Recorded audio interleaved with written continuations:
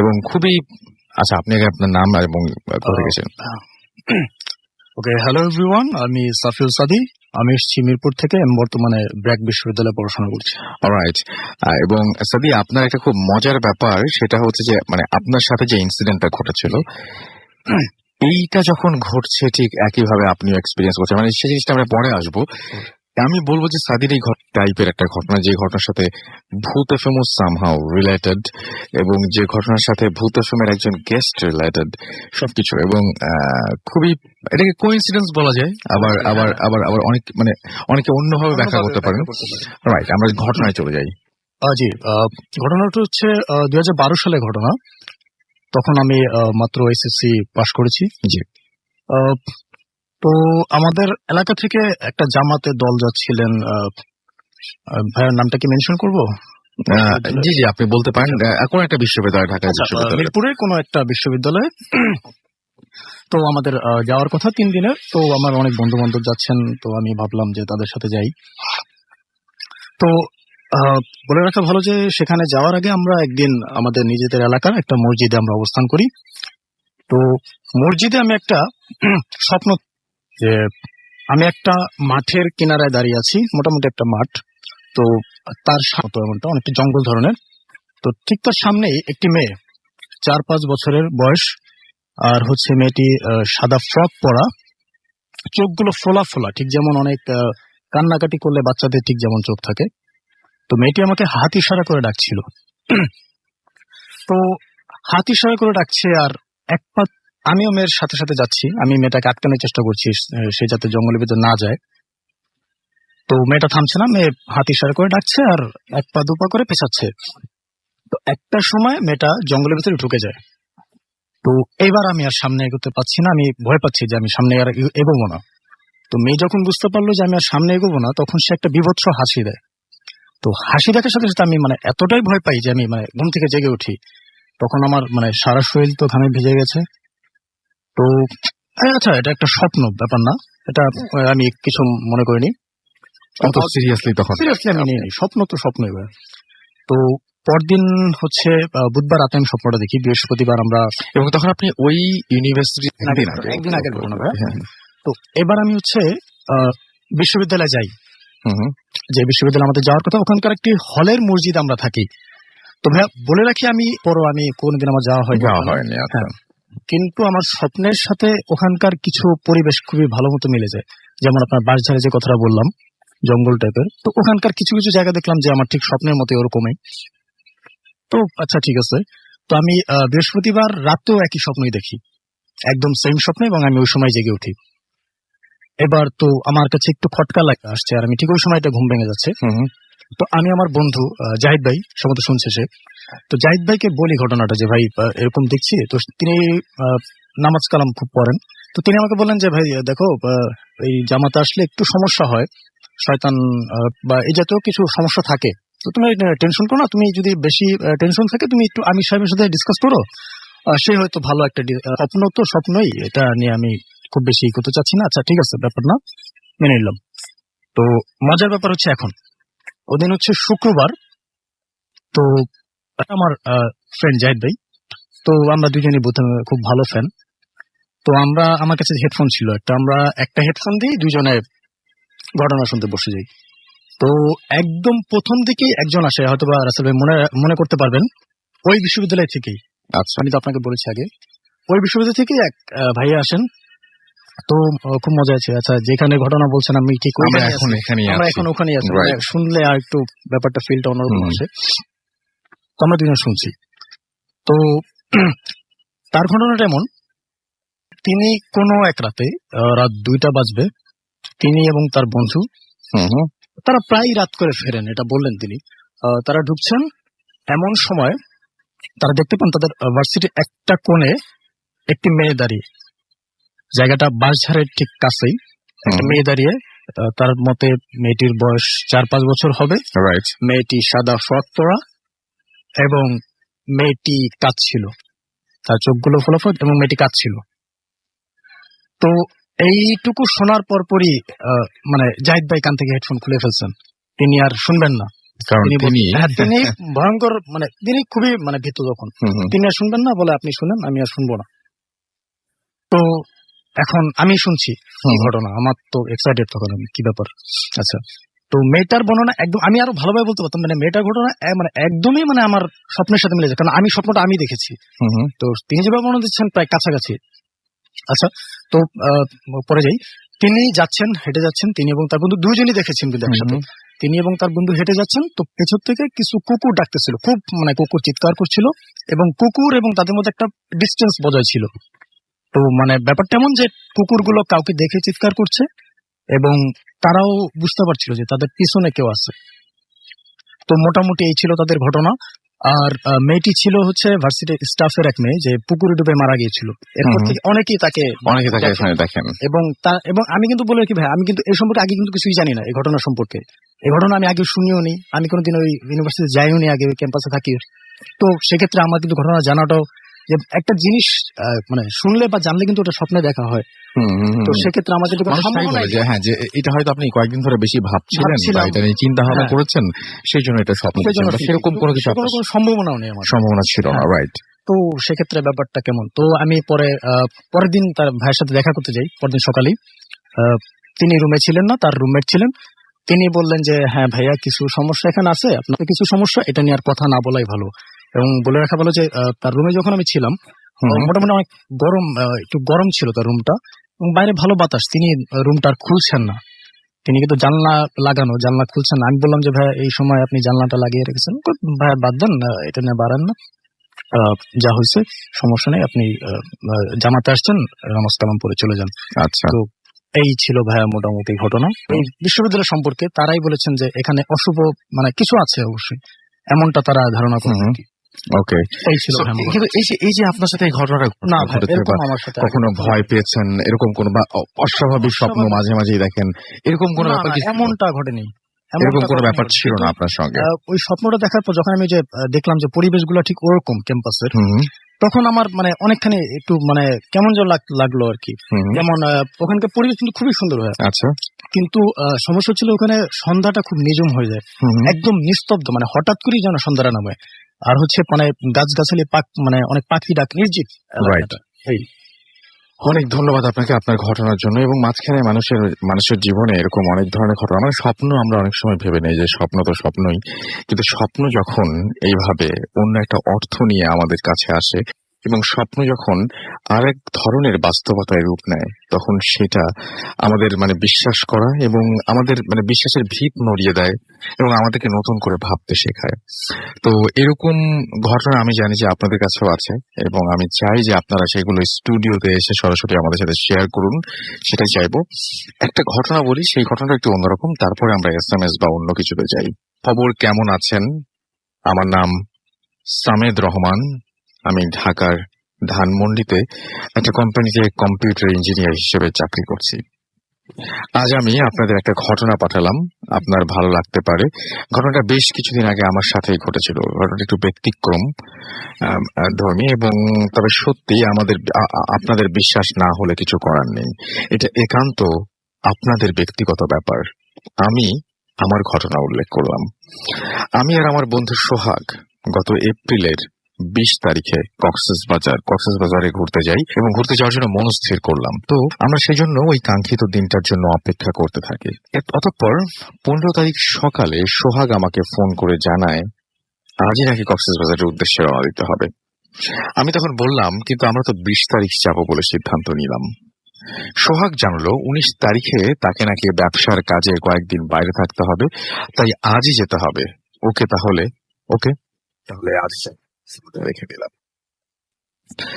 বাসের টিকিট কাটা হলো, রওনার সময় ফিক্সড হলো রাত 10টায়। তারপর যথারীতি সোহাগ আর আমি বাস স্ট্যান্ডে গিয়ে কাঙ্ক্ষিত বাসে উঠে বাস ছাড়ার জন্য অপেক্ষা করছি।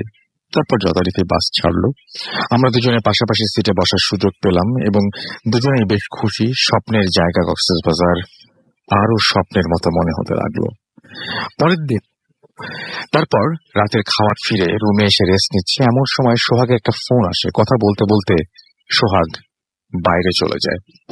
আধা ঘন্টা হয়ে যায়, সোহাগের ফেরার নাম নেই। এবং আমি অপেক্ষা করতে থাকি, অতবার 1 ঘন্টা 2 ঘন্টা এরকম করে রাত 11টা বেজে গেল, সোহাগ ফিরল না। আমি কয়েকবার তাকে ফোন দিলাম, শুনলাম ফোনটা বাজছে কিন্তু কেউ রিসিভ করছে না। তারপর এক সময় ফোনটা বন্ধ পেলাম। তো আর কি করার, একটা রুমে শুয়ে রইলাম এবং সোহাগের জন্য খুব দুশ্চিন্তা হচ্ছিল। এমন সময় নিচতলায় রিসেপশন থেকে ইমার্জেন্সি ফোন আসলো। ফোনটা রিসিভ করে যা শুনলাম তার সহ্য করার মতো না। শুনলাম, আবারও বলছি, সবাই মন দিয়ে শুনবেন, শুনলাম আমি নাকি মারা গেছি। অর্থাৎ ফোনের ওপার থেকে কেয়ারটেকার বলল, একটু আগে সামেদ ভাই ফোনে কথা বলতে বলতে, অর্থাৎ আমি ফোনে কথা বলতে বলতে পাহাড়ের ওপর থেকে পড়ে গিয়ে নাকি মারা গেছি। আমি তখন আশ্চর্য হয়ে গেলাম, কি শুনলাম আমি। অতঃপর আমি কি মনে করে টয়লেটে যাই। সেখানে আয়নায় যা দেখতে পাই সেটা দেখার মতো ছিল না।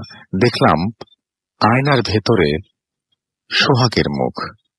কিছুক্ষণ পর আবিষ্কার করলাম ওটা আসলে আমি, অর্থাৎ আমি সোহাগ হয়ে গেছি।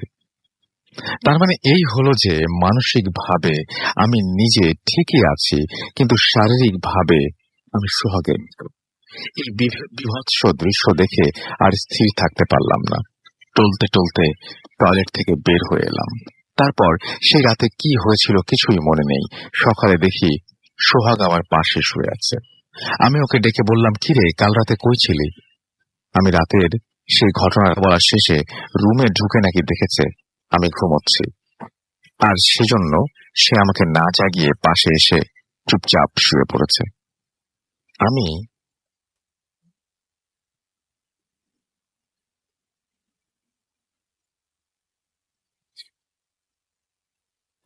খুব চমৎকার ছিল। এরপরে ঢাকা এসে আমরা যে যার বাসায় চলে গেলাম।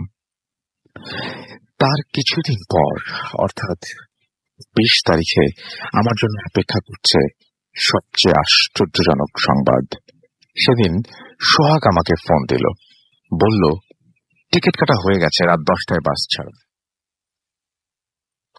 যেতে হবে। একথা শুনে আমি ওকে বলি, কি বলছিস পাগলের মতো, কি হয়েছে তোর? সে বলল, কেন, আজ তো আমাদের কক্সবাজার যাওয়ার কথা। ওকে রীতিমতো একটা ধমক দিয়ে বললাম, 18 তারিখে না আমরা কক্সবাজার থেকে ঘুরে আসলাম। সোহাগ শুনে আমাকে বলল, কি বলছিস তুই, তুই কি পাগল হয়ে গেছিস? এই ঘটনার পর কেউ স্থির থাকতে পারে না। তাহলে আমি কার সাথে কক্সবাজার গেলাম, কার সাথে একসাথে ঘুরলাম, সেখানে বিছানায় ঘুমালাম, কে আমার সাথে ছিল ওই কয়েকদিন, এবং আমি কার মতো, মানে কিভাবে রূপান্তরিত হলেন আরেকজনের মতো, এই সমস্ত ব্যাখ্যার কোনো হিসেব খুঁজে পাননি আমাদের সামেদ ভাই। এবং তিনি এই ঘটনাটি পাঠিয়েছেন। এবং আপনি যদি কোনোদিন আবিষ্কার করেন যে কেউ আপনাকে বলছে আপনি বেঁচে নেই, আপনি মারা গেছেন, এবং আপনি আয়নার সামনে গিয়ে আবিষ্কার করলেন যে আপনার যে চেতনা, আপনার কনসিয়াসনেস, সেটা ঠিক আছে, বা আপনার বাকি সবকিছু হয়ে গেছে অন্য কারো মতো, কেমন লাগবে? জিনিসটা খুব বিভৎস। ভাবতেও আমাদের কেমন বারবার থেমে যেতে হয়, ভাবতেও আমাদের কেমন যেন আজব লাগে। এবং সেই ঘটনাটাই ঘটেছিল সামেদ ভাইয়ের সাথে, এবং তিনি সেটা আমাদের লিখে পাঠিয়েছেন। আশা করছি সবার ভালো লাগবে। ধরনের ঘটনা রয়েছে। আপনারা জাস্ট ভাবুন যে আজকে রাতের বেলায় আপনি শুয়ে আছেন এবং মাঝখানে হঠাৎ করেই আপনি বাথরুমে গেলেন বা কোথাও গেলেন, উঠলেন এবং দেখলেন যে আপনি নেই, আপনি হয়ে গেছেন অন্য একজন। এবং এরপরে সকালবেলা উঠে সবার কাছে জানতে পারলেন আপনি আসলে বেঁচেই নেই, আপনি মারা গেছেন, এবং আপনাকে সবাই অন্য একজন ভাবছেন। কি হবে? অদ্ভুত একটা ব্যাপার কিন্তু। তো যাই হোক, এই ছিল ঘটনা। এবং আমি দেখতে পাচ্ছি যে অনেকে আমাদের এসএমএস করেছেন। জ্যাকলিন এবং তার বোন অনিকা আমাদের এসএমএস করেছেন নাটোর থেকে। বিশ্বজিৎ আমাদের উজিরপুর বরিশাল থেকে আমাদের এখানে এসএমএস করেছেন। খুলনা থেকে আনোয়ার এবং তার ওয়াইফ আফরিন প্রতিদিনের মতো আজকেও আমাদের এসএমএস করেছেন। এবং বনানী থেকে ভয় লাগছে লিখেছেন, ভয় লাগছে ফ্রম সাতক্ষীরা।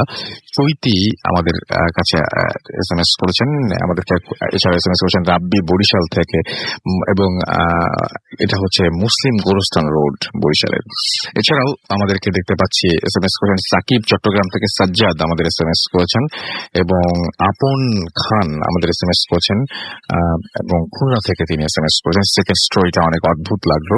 আমাদেরকে হুসাইন সিলেট থেকে এসএমএস করেছেন। আফসানুর রহমান আমাদের এসএমএস করেছেন আরাফ উত্তরা থেকে, এবং তিনি এবং তার মা আমাদের শুনছেন, এবং দুজনকে আমাদের অনেক অনেক এবং আশা করছি যে পুরোটা শুনবেন। অভিজিৎ আমাদের এসএমএস করেছেন, অভিজিৎ ভট্টাচার্য আমাদের এসএমএস করেছেন ময়মনসিংহ থেকে। এছাড়াও SH ডালিম হাজারীবাগ থেকে আমাদের এসএমএস করেছেন। সম্রাট আমাদের এসএমএস করেছেন। অমিয়া আমাদের এসএমএস করেছেন হাজারীবাগ থেকে, স্টোরিগুলো ভালো লাগছে। মুকিত এবং শিমু নেত্রকোনা থেকে আমাদের এসএমএস করেছেন। এবং আমাদের দেখুন আপনার নাম স্পেস দিয়ে আপনার মেসেজ পাঠিয়ে দেন 9840 নাম্বারে। আমরা একটু পরে ফিরে এসে ফেসবুকের কমেন্টগুলো না হয় পড়বো। আপাতত একটা ছোট্ট বিরতিতে চলে যাই এবং বিরতির পর আবারও ফিরে আসছি। সেই পর্যন্ত আশা করছি আমাদের সঙ্গেই থাকবেন, কোথাও যাবেন না। স্টে টিউনড টু রেডিও ফুর্তি অ্যান্ড ডোন্ট স্টপ দ্য ফুর্তি।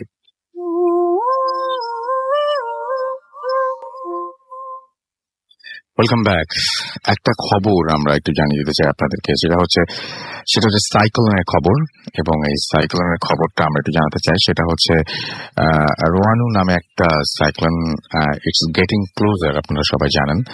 এবং এটাতে মোটামুটি এখন যেটা হচ্ছে যে সবাই ধারণা করছেন যে কালকে সন্ধ্যার মধ্যে এটার শক্তি অনেক কমে যাবে এবং এটা আঘাত নাও হানতে পারে। কিন্তু এখনো পর্যন্ত কিন্তু সম্ভাবনা আছে। অলরেডি যে সমস্ত আমাদের নদী পথের যে সমস্ত যানবাহনগুলো রয়েছে সেটা অলরেডি সাসপেন্ডেড হয়েছে সবকিছু আজকে বিকাল থেকে।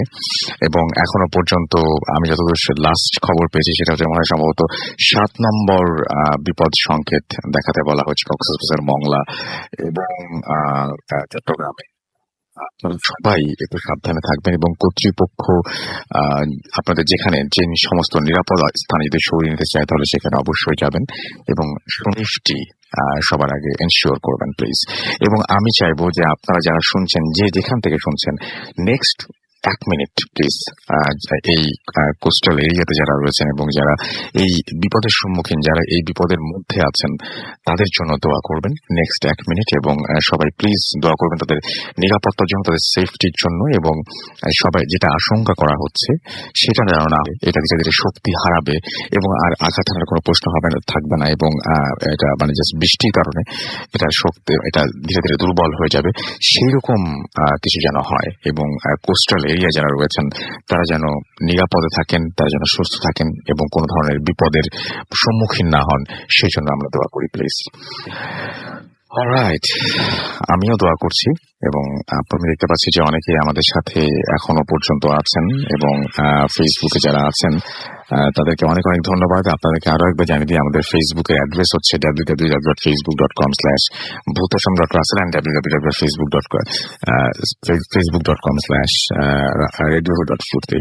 এই দুটো জায়গায় আপনারা চাইলে আসতে পারেন এবং এখানে এসে আপনারা আপনাদের ঘটনা জানাতে পারেন। এবং আপনারা ঘটনা চাইতে সবচেয়ে যেটা বেশি ইম্পর্টেন্ট সেটা হচ্ছে আপনারা এইখানে এসে মতামত জানাতে পারেন, কোন ঘটনা ভালো লাগছে এবং কোন ঘটনা আপনাদের কাছে খারাপ লাগছে, সবকিছুই। এবং আমি দেখতে পাচ্ছি মৌলভীবাজার থেকে একজন লিখেছেন প্রান্তদেব প্রান্ত, এটা ভাই মৌলভীবাজার, আই লাভ ভূত এফএম। এবং খুব মানে এটা একটা কোইন্সিডেন্স হতে পারে, এখন যে ঘটনা শুনবো সেটা মৌলভীবাজারেরই একটা ঘটনা। এখন নেক্সট যে ঘটনাটা আছে, বিধ্বস্ত নীলিমা লিখেছেন যে বৃষ্টিতে একা শুনছি, ভয় লাগছে। এছাড়াও MX মোবারক মিরপুর থেকে আমাদের সাথে আছেন। আমাদের সাথে রয়েছেন দেখতে পাচ্ছি মোহাম্মদ আসিফ রহমান। এছাড়া আমাদের সাথে রয়েছেন MH রাজ সহ আরো অনেকে। আমাদের যে ফেসবুকের পেজটা রয়েছে, অর্থাৎ ভূত এফএম যে পেজটা রয়েছে www.facebook.com/bhutfm.russell, এখানে আমরা অলরেডি আজকের গেস্টদের ছবি আপ করেছি এবং একটা ভিডিও আপ করেছি এবং আপনাদেরকে এখন আহ্বান করছি, এখন থেকে আমরা SMS ও নিচ্ছি। সুতরাং আপনারা এখানে SMS না, মানে ইনবক্স করতে পারেন আপনারা। এবং যারা বিশেষ করে দেশের বাইরে রয়েছেন তারা অবশ্যই এখানে টেক্সট, এখানে আপনারা ইনবক্স করে জানিয়ে দিতে পারেন আপনাদের কথাগুলো। আমরা চলে যাই। তবে এখানে ঘটনা পাঠাবেন না, ঘটনা পাঠাতে হলে প্লিজ একটু মেইল করে পাঠাবেন, সেটা আমাদের জন্য একটু বেশি সুবিধা হয়। ইনবক্স করে আপনি জানাতে পারেন যে আপনি আমাদের সঙ্গে আছেন বা অন্য যে কোনো কিছু। আমি অলরেডি দেখতে পাচ্ছি এখানে উৎস আছেন অস্ট্রেলিয়া থেকে, আমাদের এখানে লন্ডন থেকে একজনের নাম দেখলাম, এই মুহূর্তে হারিয়ে গেল। এছাড়াও আমি দেখতে পাচ্ছি যে আরো অনেকেই আমাদের সঙ্গে রয়েছেন। তো যাই হোক, আমরা আমাদের পরবর্তী গেস্টের ঘটনা যাই। এবং আমি দেখতে পাচ্ছি যে লন্ডন থেকে খালিদ বিন রয়েছেন। তারা প্লিজ আপনারা একটু ইনবক্স করে জানিয়ে দেবেন, আমাদের ভালো লাগবে যে যেখানেই পৃথিবীর যেখানে থাকুন না কেন আপনারা আমাদের সঙ্গে আছেন। এবং আপনারা যারা অ্যাপ দিয়ে শুনছেন, স্পেশালি ভূত এফএমের বাইরে কেউ নন। যাই হোক, আমরা চলে যাই আমাদের ঘটনায়। আমাদের দ্বিতীয় থেকে আপনার নামটা প্লিজ একটু বলবেন, তারপর আপনার ঘটনায় যাবো। আমি সিরাজুল ইসলাম, আপনার ঘটনা ঘটেছিল মৌলভীবাজারে। জি। হ্যালো লিসেনার, সবার উপর শান্তি বর্ষিত হোক। আমি এখন যে ঘটনাটি বলবো এটি সিলেট মৌলভীবাজারে ঘটে যাওয়া ঘটনা। 2009 সালের ঘটনা। আমাকে তখন মৌলভীবাজারে পোস্টিং দেওয়া হয়। তো কিছুদিন হোটেলে থাকার পরে আমি একটা বাসা খুঁজে পাই। বাসাটা হচ্ছে আপনার শহরের আপনার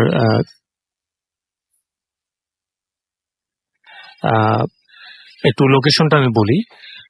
বাসার পেছনে একটা টিলার উপর গোরস্থান আর গাঁও। তো যাই হোক, বাসাটা নেই, মানে সেই মুহূর্তে লোকজন তাদের ফ্যামিলি সহ ছিল। তো টপ ফ্লোরে দুটি ফ্ল্যাট ছিল, একটি ফ্ল্যাটে ব্যাচেলাররা থাকতো আর একটিতে আমি থাকতাম। তো যাই হোক, সকালে জবে বের হতাম এবং বিকেলে বা রাতে ফিরে আসতাম, এভাবেই চলছিল। তো তখন বেশ গরম ছিল।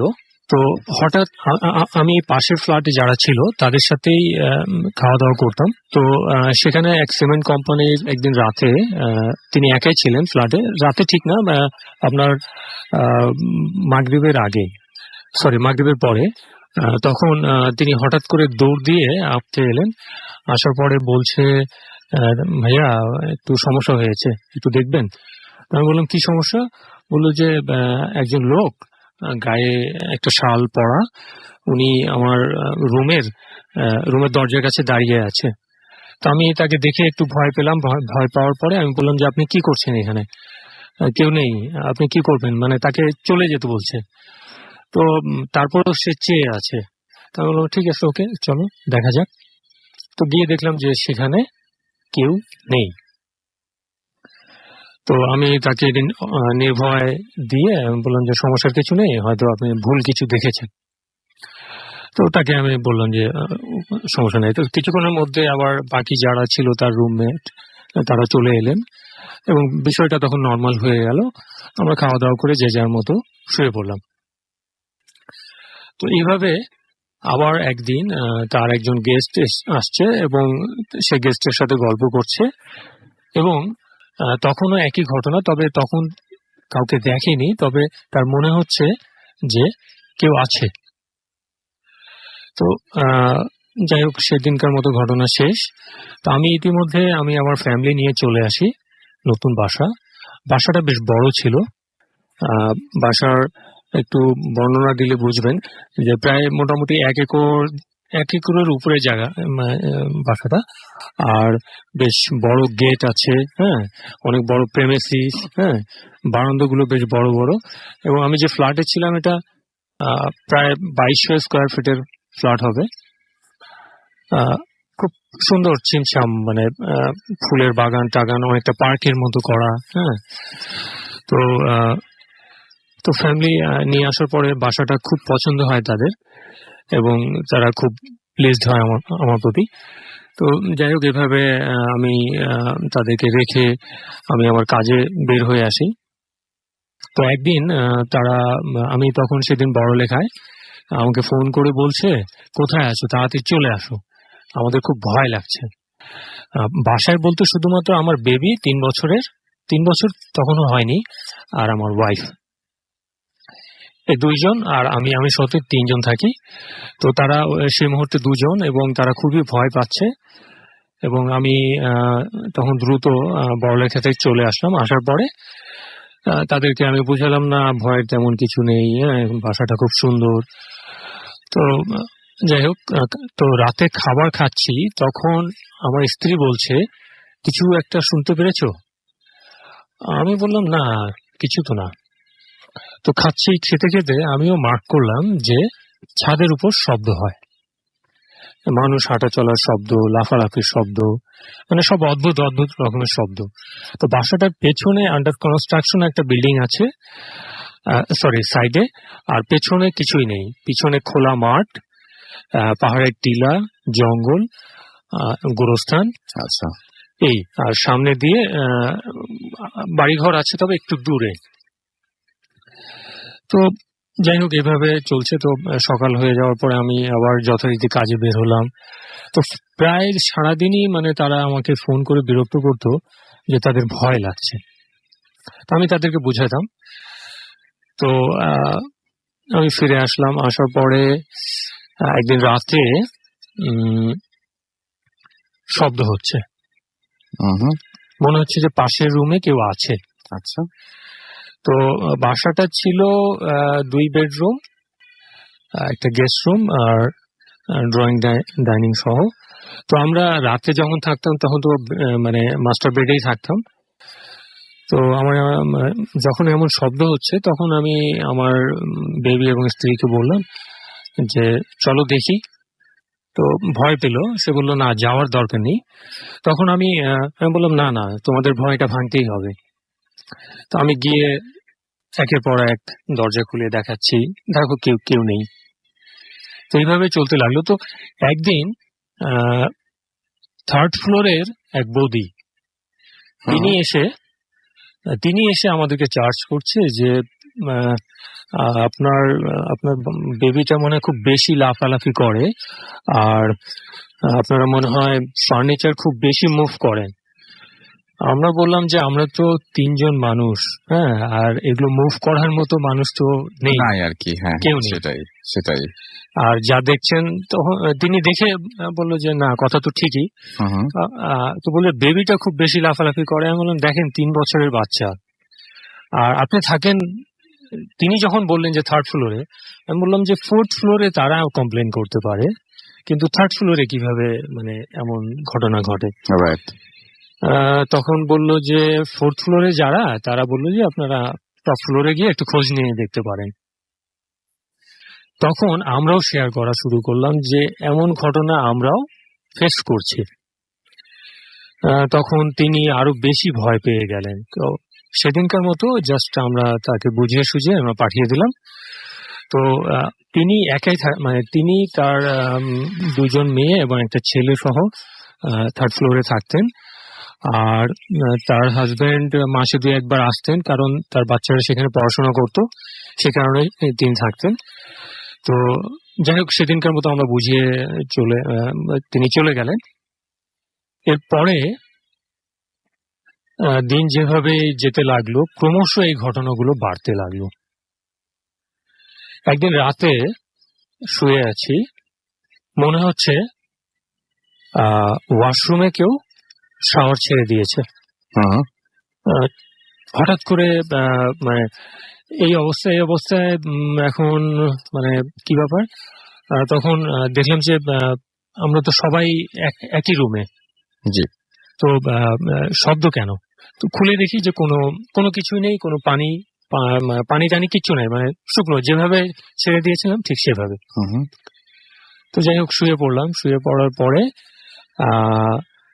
খাটের কোনায়, একদিন খাটের কোনায় বাচ্চার শব্দ শুনছি, আমি একা কোনায়, কিন্তু আচ্ছা, মানে বাইরে থেকে বা দূর থেকে ভেসে আসছে এমন কিছু না। তো আমি খাটের নিচে দেখার চেষ্টা করলাম, কিছুই দেখা গেল না। তো বিষয়টা আমার স্ত্রীর সাথে শেয়ার করলাম। তখন আসলে সে একটু বেশি ভেঙে পড়েছিল। তখন আমি বললাম যে না, সমস্যার কিছু নেই, এমন কিছু একটা হয়, চলো আমরা দোয়া দুরুদ পড়ে আমরা থাকি। তো এভাবে থাকতে লাগলাম। তো একদিন সেদিন রাতেই রান্নাঘরে শব্দ হচ্ছে, কেউ রান্না করছে। রান্না করলে যে ধরনের শব্দ হয়, এবং মাছ ভাজার শব্দ আসছে। কিন্তু আপনাদের রান্নাঘরে আপনারা 3 জন ছাড়া তো ওই বাসায় কেউ নাই। তারপর আপনারা এই ধরনের উদ্ভট শব্দ শুনতে পাচ্ছিলেন। ঘ্রাণ আসছে মাছ ভাজার। তো আমিও কিছুটা আসলে মানে আমি সবসময় মানে ভড়কে গেলেও মানে সাহস নিয়ে কাজটা করার মতো মানে মেন্টালিটি আছে আমার ভেতরে, এই জিনিসটা কিন্তু শুরু থেকেই। তো যাই হোক, এভাবে আমি বুঝালাম তাদেরকে এবং বললাম যে অসুবিধা নেই, আমি প্রয়োজনে আবার নতুন একটা বাসা আমরা খুঁজে নেব। তো এইভাবে বাসা খোঁজা শুরু করলাম। তো ক্রমশ এই ঘটনা ঘটতে লাগলো। যেমন মনে হচ্ছে যে ছাদের উপর বা ফ্লোরে, আগে তো মনে হচ্ছে ছাদের উপর, এখন মনে হচ্ছে যে ফ্লোরেই কেউ মার্বেল ফেলে দিয়েছে, মার্বেল পড়ার শব্দ।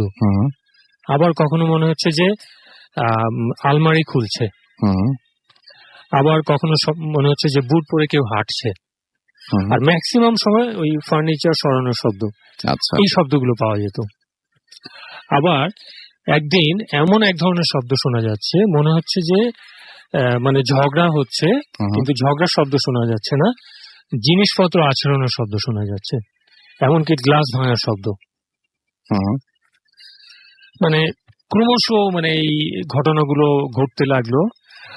তো মানে এমন অবস্থা যে মানে রাতে কয়েকবার করে উঠে আমাকে চেক করতে হচ্ছে আচ্ছা যে পাশের রুমে কেউ আছে কিনা।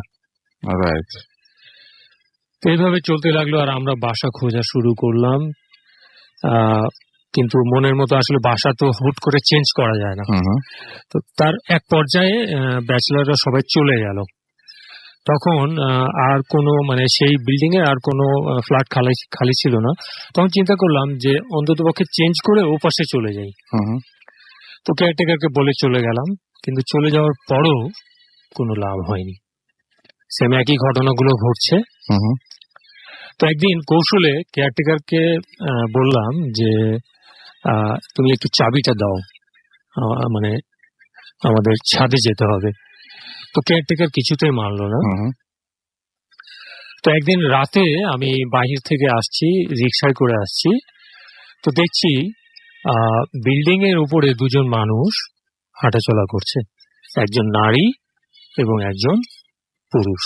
হুম নারীর অবয়বটা ঠিক বেশ স্লিম, এবং পুরুষ যিনি কিছুটা মেদবহুল। তো আমি এসে কেয়ারটেকারকে চার্জ করলাম যে কি ব্যাপার, ছাদে দুজন মানুষকে দেখলাম। তো বললো যে বাড়িওয়ালা লন্ডন থেকে আসছে, তিনি হয়তো ছাদে গিয়েছেন। তো যাক, আমি সেটা শুনে স্বাভাবিকভাবেই নিলাম। তো যাই হোক, আবার বাড়িওয়ালা যখন চলে গেল লন্ডন, তখন আমি আবার আরেকদিন সেম একই ঘটনা দেখলাম, যে ছাদের উপর দুজন মানুষ হাঁটাহাঁটি করছে, তবে দূর থেকে, তো মানে চেহারা দেখা যাচ্ছে না, ঠিক এরকম। তখন চার্জ করলাম, তখন বাড়িওয়ালা কেয়ারটেকার বলছে যে না, এটা আপনার ভুল, আপনার মনের ভুল, আপনি ভুল দেখেছেন এটা বলছেন উনি। তখন এই বিষয়টা আমি একটু শেয়ার করা শুরু করলাম বাইরেও। তো বাইরের লোকজন বলছে যে আসলে বাসাটা ভালো না। আচ্ছা, ফাইনালি আপনার সাথে কি হলো সেটা তো আমরা চলে যাই। জি জি। তো এইভাবে মানে আমি একদিন তো গুরুস্থানের ওদিক দিয়ে আসছি রাতের বেলা। হ্যাঁ, আসলে সেদিন কোনো রিক্সা পাওয়া যাচ্ছিল না, তো আমি একাই হেঁটে হেঁটে আসছি। তখন আমার মানে কিছুটা ভয় ভয় লাগছিল, এবং মনে হচ্ছিল যে পেছনে আমাকে হয়তো কেউ অনুসরণ করছে। তো যাই হোক, আমরা বাসায় চলে আসলাম। চলে আসার পরে যথারীতি খাওয়া দাওয়া করলাম, এবং সেম ঘটনাগুলোই ঘটে যাচ্ছে। তো এইভাবেই যাই হোক, অনেক গভীর রাত শুয়ে আছি, হঠাৎ করে আমার ঘুম ভেঙে গেল। ঘুম থেকে উঠে মশারি টাঙানো ছিল, মশারি থেকে বের হলাম। বের হওয়ার পর যা দেখলাম সেটা ছিল এমন, যে দরজার পাশে এক সুন্দরী মেয়ে দাঁড়িয়ে আছে। গায়ে তার হালকা রঙের পোশাক, অনেকটা পার্পেল এবং পিঙ্ক কালারের মিশ্রণে, মাথায় কেমন যেন কাঁচা ফুল দিয়ে সাজানো, কাঁচা ফুলের ঘ্রাণ আসছে। দেখে প্রথমে আমি চমকে গিয়েছি এবং মানে ভয়ে কাঁপছিলাম, কিন্তু সাহস করে আমি তাকিয়েছিলাম।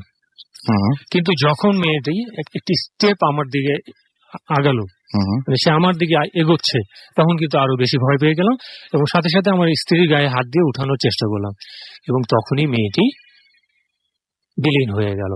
আচ্ছা, আশ্চর্যের বিষয় হচ্ছে দরজাটা লক করা ছিল।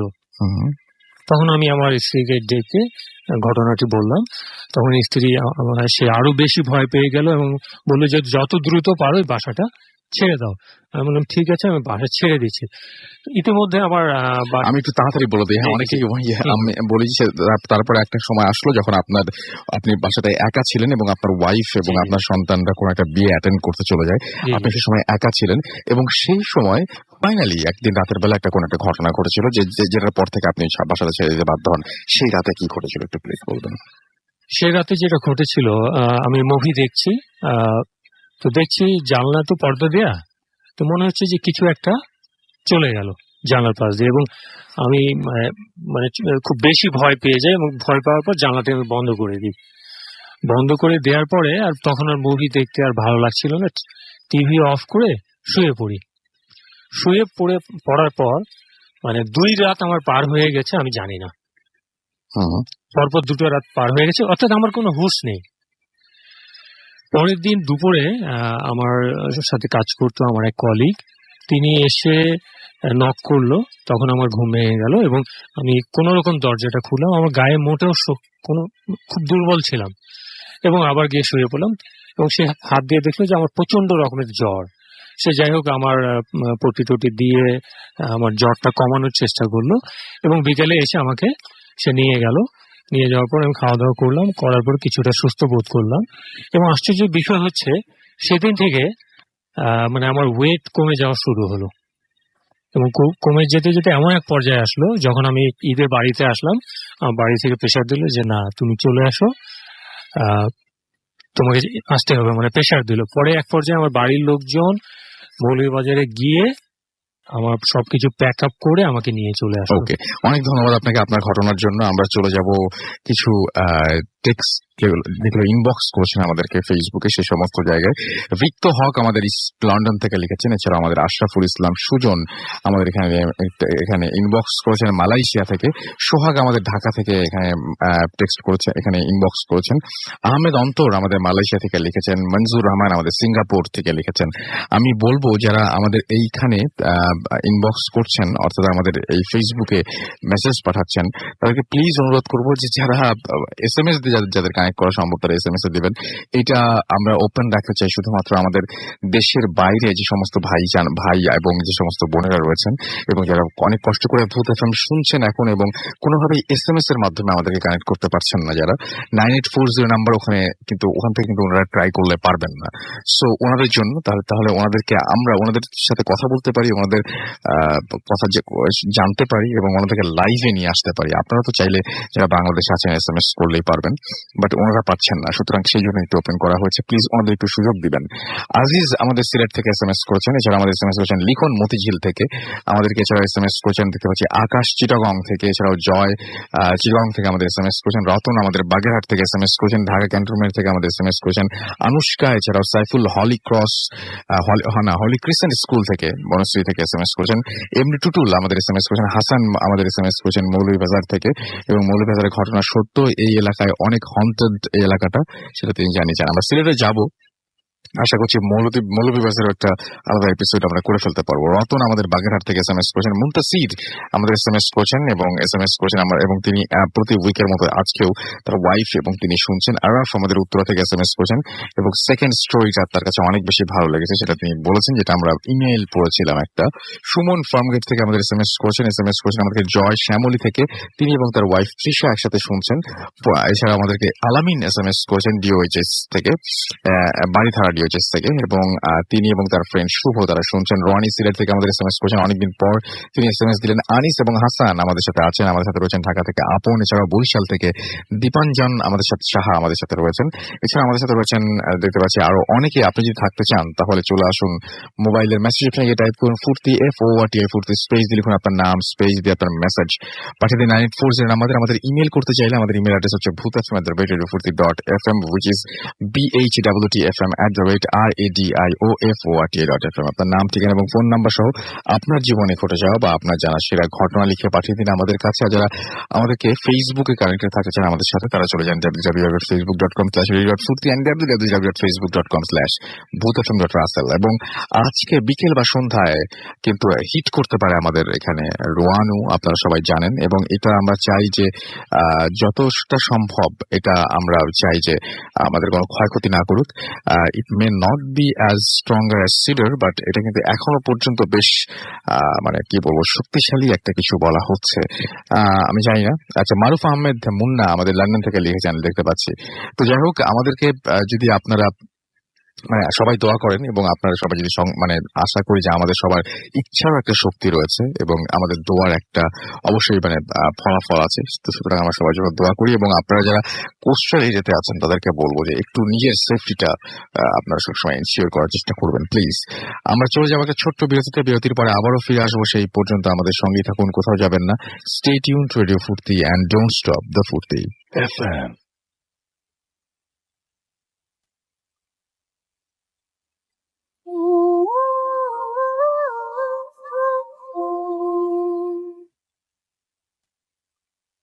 Yes, the night comes alive with গ্রামীণ ফোন। শুনছেন সবসময় রেডিও ফুর্তির .FM। আমি রাসেল আছি, সাথে আমার সাথে রয়েছে মাসুম এবং আজকের অতিথিরা, এবং আপনাদের সবাইকে আরো একবার স্বাগত জানাচ্ছি ভূত FM এবং আশা করছি সবাই অনেক এনজয় করছেন। এবং আমাদের ফুর্তির যে পেজটা, সেই পেজে অলরেডি আমি দেখছি যে অনেকে এখানে লিখছেন, কমেন্ট করছেন, এবং আমাদের যারা আমাদেরকে যারা ফেসবুকে আমাদের সাথে অনলাইন চ্যাটে রয়েছেন তাদেরকে অনেক অনেক অনেক অনেক অনেক অনেক ধন্যবাদ। এবং আমি দেখতে পাচ্ছি যে এখানেও অনেকে আছেন এবং দীর্ঘ এক সপ্তাহ পরে আবার আসলে ভূত FM, এবং আমাদেরকে দেখতে পাচ্ছি যে এটা লিখেছেন MD আল আমিন।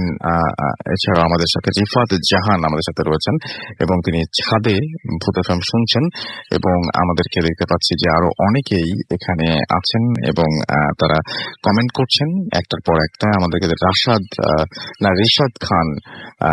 রিশাদ খান আলাউদ্দিন হবে বোধহয় না, আচ্ছা লাহুদ্দিন। এছাড়াও NC শামীম আমাদেরকে বলছেন যে সেকেন্ড স্টোরিটা জোস হয়েছে। আপনাদের প্রত্যেকের মতামতের জন্য অনেক অনেক ধন্যবাদ। এছাড়াও আমি দেখতে পাচ্ছি যে আমাদেরকে লিখেছেন আমার কথা বললেন না, এক ফোঁটা শিশির লিখেছেন এটা। এছাড়াও দেখতে পাচ্ছি যে আমাদেরকে রোমানা আখতার মৌ এখানে লিখেছেন এবং অনেক ভালো লাগছে তার কাছে। অদিতি রয় আমাদের সঙ্গে রয়েছেন লামিয়া সুলতানা, আমাদের সাথে রয়েছেন আসিফুর রহমান, অপূর্ব সহ আরো অনেকে। তো যারা যেখানে আছেন, যারা যে এই মুহূর্তে যেখানে আছেন এবং যেখান থেকে আমাদেরকে শুনছেন, সবাইকে বলবো যে আপনারা প্লিজ, যারা দেশের বাইরে থেকে শুনছেন স্পেশালি, তারা ফেসবুকের মাধ্যমে অনলাইনে আমাদের সঙ্গে থাকতে পারেন। আমরা চলে যাবো আমাদের পরবর্তী অতিথির কাছে। আপনার নামটা প্লিজ একটু বলবেন, তারপর আপনার ঘটনায় যাবো। আসসালামু আলাইকুম রাসেল ভাইয়া, আমি ফয়সাল আহমেদ মুন্না বলছি। আমি ঢাকার মহাখালী থেকে আসছি। আমার হোম টাউন বরিশাল জেলার বাবুগঞ্জ থানার বাহেশ্বর গ্রাম। আমি বনানীতে মিডিয়া ওভারসিজে জব করতেছি।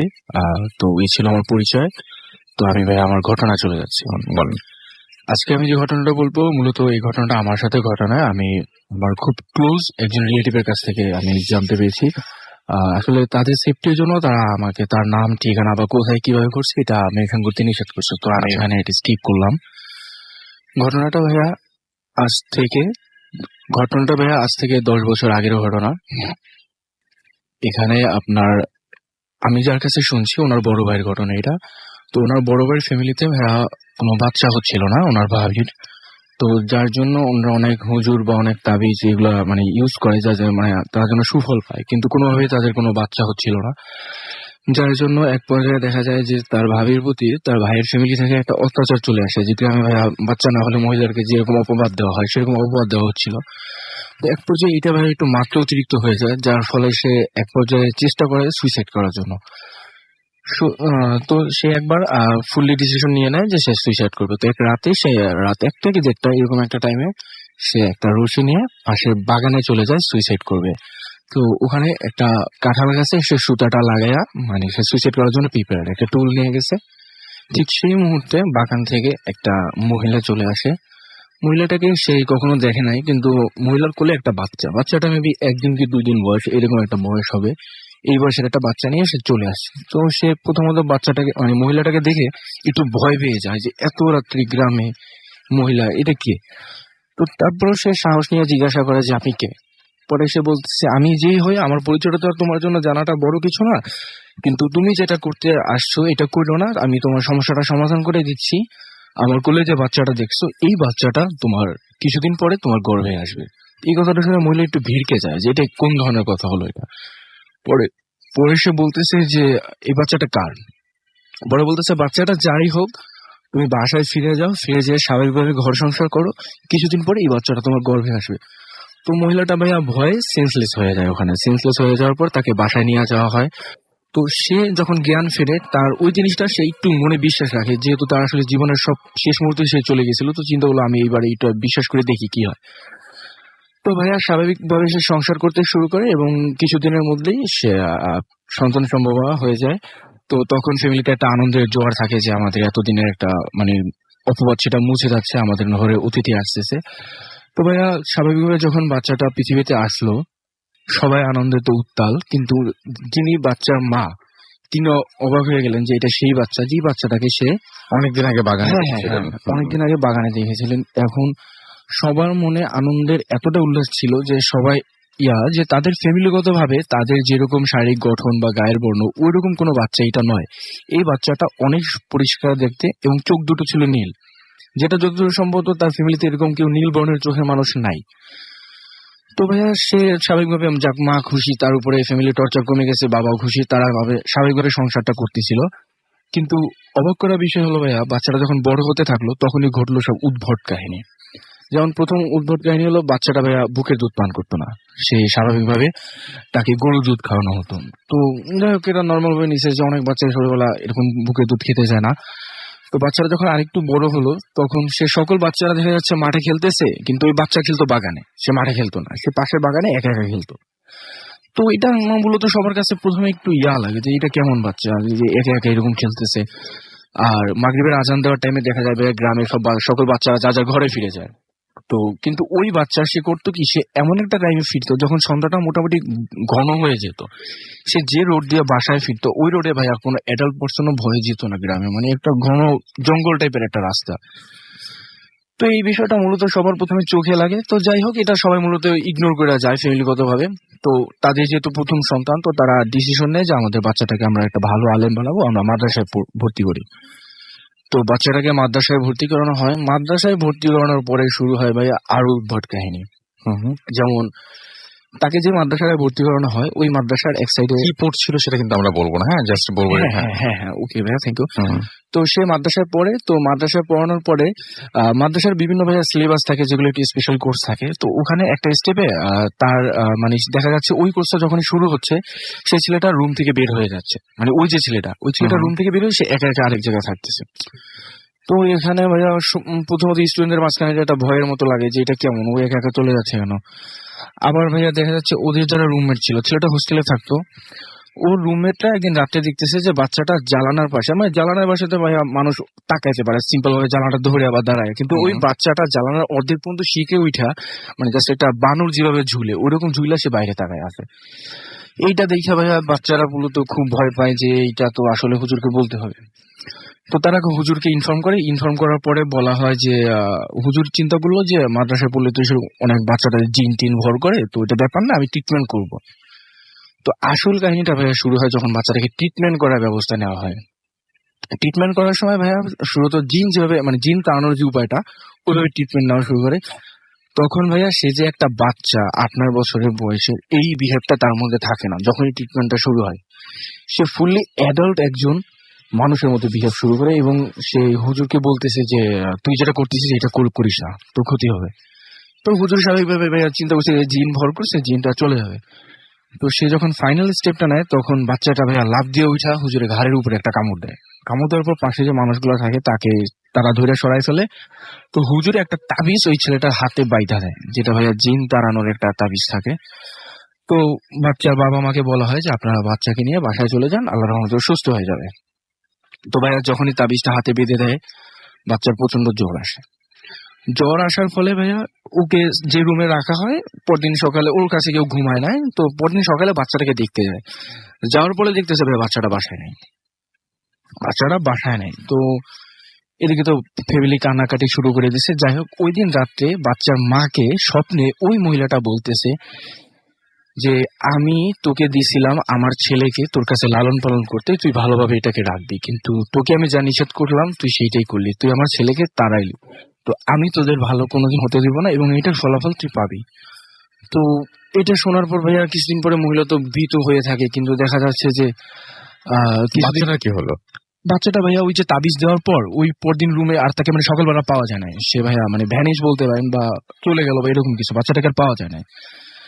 তো মূলত ভাইয়া এখানে বিষয়টা ছিল সম্ভবত যে মানে আমি সেটা শেষে বলছি। তো ছেলে মানে ওই বাচ্চার যে বাবা, ওই বাবাকে কিছুদিন পরে পুকুর পাড়ে সাপে কামড় দেওয়ার পর ভাইয়া বাচ্চার বাবা মারা যায়। মারা যাওয়ার কিছুদিন পরে দেখা যায় বাচ্চার যে মা থাকে উনি পাগল হয়ে যায়। পাগল হয়ে যাওয়ার পরে ওনাকে ভাইয়া ওনার বাবার বাড়ি পাঠিয়ে দেওয়া হয়। এভাবে ওই ফ্যামিলিটা ভাইয়া ভ্যানিশ হয়ে যায়। তো আমার স্টোরিটা শোনা হচ্ছে ওই যে লোকটা মারা গেল তার ছোট ভাইয়ের কাছ থেকে। তো সে আমাকে যেটা বললো যে আসলে পুরো বিষয়টা ছিল এমন যে ওই বাচ্চাটাই ছিল একটা জিনের বাচ্চা, যে বাচ্চাটাকে আসলে ওই জিনটা ছিল অনেক বয়স্ক একটা জিন, যার ফলে সে চাচ্ছিল যে এই বাচ্চাটা কোনো মানুষের ঘরে ভালোভাবে বড় হোক, বড় হওয়ার পরে সে স্বাভাবিকভাবে জীবনযাপন করুক। কিন্তু ওই যে হুজুর স্টেপ নিছে ভাইয়া জিন তাড়ানোর, কিন্তু অ্যাকচুয়ালি তো ভাইয়া ওই বাচ্চাটাই ছিল জিন। সো তাকে ডাইরেক্ট তাড়ানোর যে পদক্ষেপটা নেওয়া হয় এর ফলে বাচ্চাটা চলে যায়। আর ওই যে মহিলা মূলত ওই ছিল জিনের, ওই বাচ্চাটার মা, ওই মা এদের প্রতি একটা প্রতিশোধ নেয় ভাইয়া। এই ছিল আমার স্টোরি। ওকে, আপনাকে অনেক ধন্যবাদ। আমি দেখতে পাচ্ছি অমিত দাস আমাদের ইন্ডিয়া থেকে এসএমএস করেছেন আমাদেরকে, এছাড়াও শরাফ নৌকি এসএমএস করেছেন জাপান থেকে। তিনি আমাদের এখানে ফেসবুকে লিখছেন এবং ফেসবুকে তিনি আমাদেরকে এটা পাঠিয়েছেন। এবং আমি দেখতে পাচ্ছি যে যারা লিখছেন তাদেরকে অনেক অনেক অনেক অনেক ধন্যবাদ এবং আশা করছি যে পুরোটা সময় আপনারা আমাদের সঙ্গেই থাকবেন।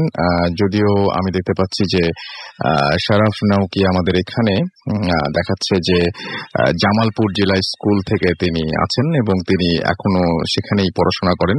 কি কারণে তিনি জাপানের কথাটা লিখলেন আই ডোন্ট নো, তবে এই বিষয়ে আমি একটু পরে আসছি। এবং আমি আরেকজনকেও পেয়েছি, তিনি হচ্ছেন আবির হোসেন মামুন। তিনি ঢাকাতেই থাকেন কিন্তু তিনি লিখেছেন ইন্ডিয়া থেকে। আপনারা যদি জাপানে কেউ দিয়ে থাকেন বেড়াতে এবং ইন্ডিয়ায় যেয়ে থাকেন তাহলে তো খুবই ভালো যে আপনারা সেখানে গিয়ে আমাদের মনে রেখেছেন। আর যদি শুধুমাত্র মনে করে থাকেন যে আপনার নামটা প্রচারের জন্য আপনি এটা করেছেন, তাহলে আমি সেই নামটা তো প্রচার করলাম, সাথে সাথে এটাও বলে দিলাম যে আপনারা ঠিক কথা বলেননি এবং ঠিক কাজটি করেননি, এবং যে ভূত এফএমে আপনার নাম প্রচারিত হবে এটা এমন কোনো বড় ব্যাপার না। কিন্তু এত ছোট ব্যাপারের জন্য যদি আপনি একটা ভুল কথা বলতে পারেন বা একটা মিথ্যা বলতে পারেন, তাহলে চিন্তা করুন সামনে জীবন তো পড়েই আছে, কি হবে সামনে। সো এইভাবেই অপরাধ বাড়ে এবং এইভাবেই মানুষ কিন্তু অন্যদিকে চলে যায়। প্লিজ এই কাজটা করবেন না। জুনাইদ সরকার আমাদের এসএমএস করেছেন সৌদি আরবিয়া থেকে, লিখেছেন আই লাভ ভূত এফএম। এছাড়াও দীপঙ্কর সরকার আমাদের সাথে লিখেছেন যে রাসেল দা আমার কাছে ছোট ছোট আছে, ইন্ডিয়া থেকে তিনি লিখেছেন যে অনেক ছোট ছোট ঘটনা রয়েছে এবং আমি ইন্ডিয়া থেকে বলছি ঘটনাগুলো তিনি ওয়ার্ড প্যাডে পাঠাবেন নাকি রেকর্ড করে পাঠাবেন। আপনি রেকর্ড করে পাঠিয়ে দিতে পারেন আমাদের অডিও ক্লিপটা, ডেফিনেটলি আমরা সেটা পড়বো। এবং যারা হচ্ছে এরকম করে নিজে থাকছেন এক জায়গায় আর নাম বলছেন আর এক জায়গার, তাদের চাইতে ভালো হচ্ছে অনেকেই যারা লিখছেন। জুয়েল যেমন লিখছেন বাড্ডা থেকে ফেসবুকে, থ্যাংক ইউ, সাহস করে আপনি লিখেছেন এবং আপনার ফেসবুকে আপনারটা পড়ে ফেললাম আমি। জিলান হাসনাত কাতার থেকে লিখেছেন। শুভ আমাদের এখানে লিখেছেন, ভাই যেখান থেকে যে লিখছেন এসএমএস করুন, যদি এসএমএস করতে না পারেন তাহলে ফেসবুকে পড়ুন, ফেসবুকে কমেন্ট করুন, ফেসবুকে কমেন্টের ঘর দেওয়া আছে সেখানে আমরা পড়বো বা সারা সপ্তাহ জুড়ে আপনারা থাকবেন আমাদের সঙ্গে। কিন্তু একটা জায়গায় আপনি আছেন, অন্য জায়গায় নাম বলার তো কোনো মানে হয় না, তাই না?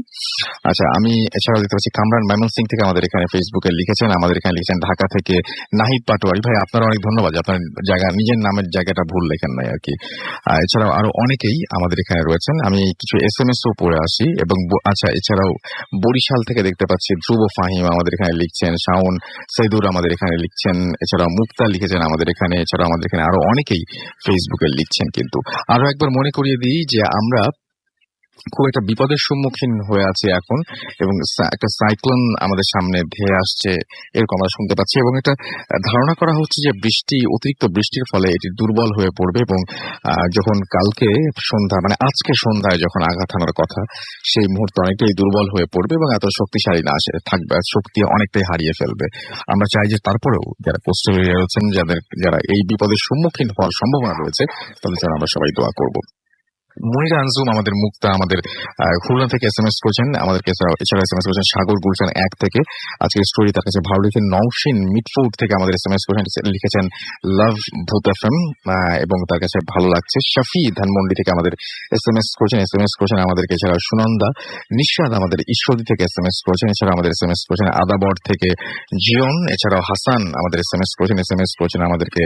খোকন খিলগাঁও থেকে, বাবু মিরপুর 13 থেকে আমাদের এসএমএস করেছেন। সুপ্তি আমাদের এসএমএস করেছেন আমাদেরকে, সাকিব সহ আরো অনেকে। আমরা চলে যাচ্ছি আমাদের পরবর্তী অতিথির কাছে, তবে তার আগে একটা খবর দিতে হবে আপনাদেরকে, সেই খবরটা আমরা একটু জানিয়ে দিতে চাই। ব্যক্তিগত পরিষ্কার পরিচ্ছন্নতার জন্য বিশ্ববিখ্যাত বিক নিয়ে এলো বিক বডি রেজার। এটি একটি বিশেষ রেজার যা ব্যবহারে পানি, ক্রিম, ফোম বা জেল প্রয়োজন হয় না এবং শুষ্ক ত্বকে এটি নারী এবং পুরুষ উভয়ই ব্যবহার করতে পারেন। মনে রাখতে হবে, এই রেজারটি কেবল ব্যক্তিগত পরিচ্ছন্নতার জন্য, দাড়ি গোঁফ শেভের জন্য না। ফ্রান্সের তৈরি বিক বডি রেজার এখন পাওয়া যাচ্ছে আপনার নিকটস্থ দোকানে। আজই খোঁজ করুন। And welcome back. আমরা চলে যাচ্ছি আবারও আমাদের পরবর্তী ঘটনায়। আমাদের নতুন একজন অতিথি আছেন এই মুহূর্তে, তার সাথে কথা বলবো। আপনার নামটা প্লিজ একটু বলবেন, তারপর আপনার ঘটনায় যাব। থ্যাংক ইউ রাসেল ভাই। হ্যালো লিসনার্স, আমি মুহিম। আমি এসেছি পান্থপথ থেকে। জি। আর বর্তমানে আমি স্টার ইউনিভার্সিটিতে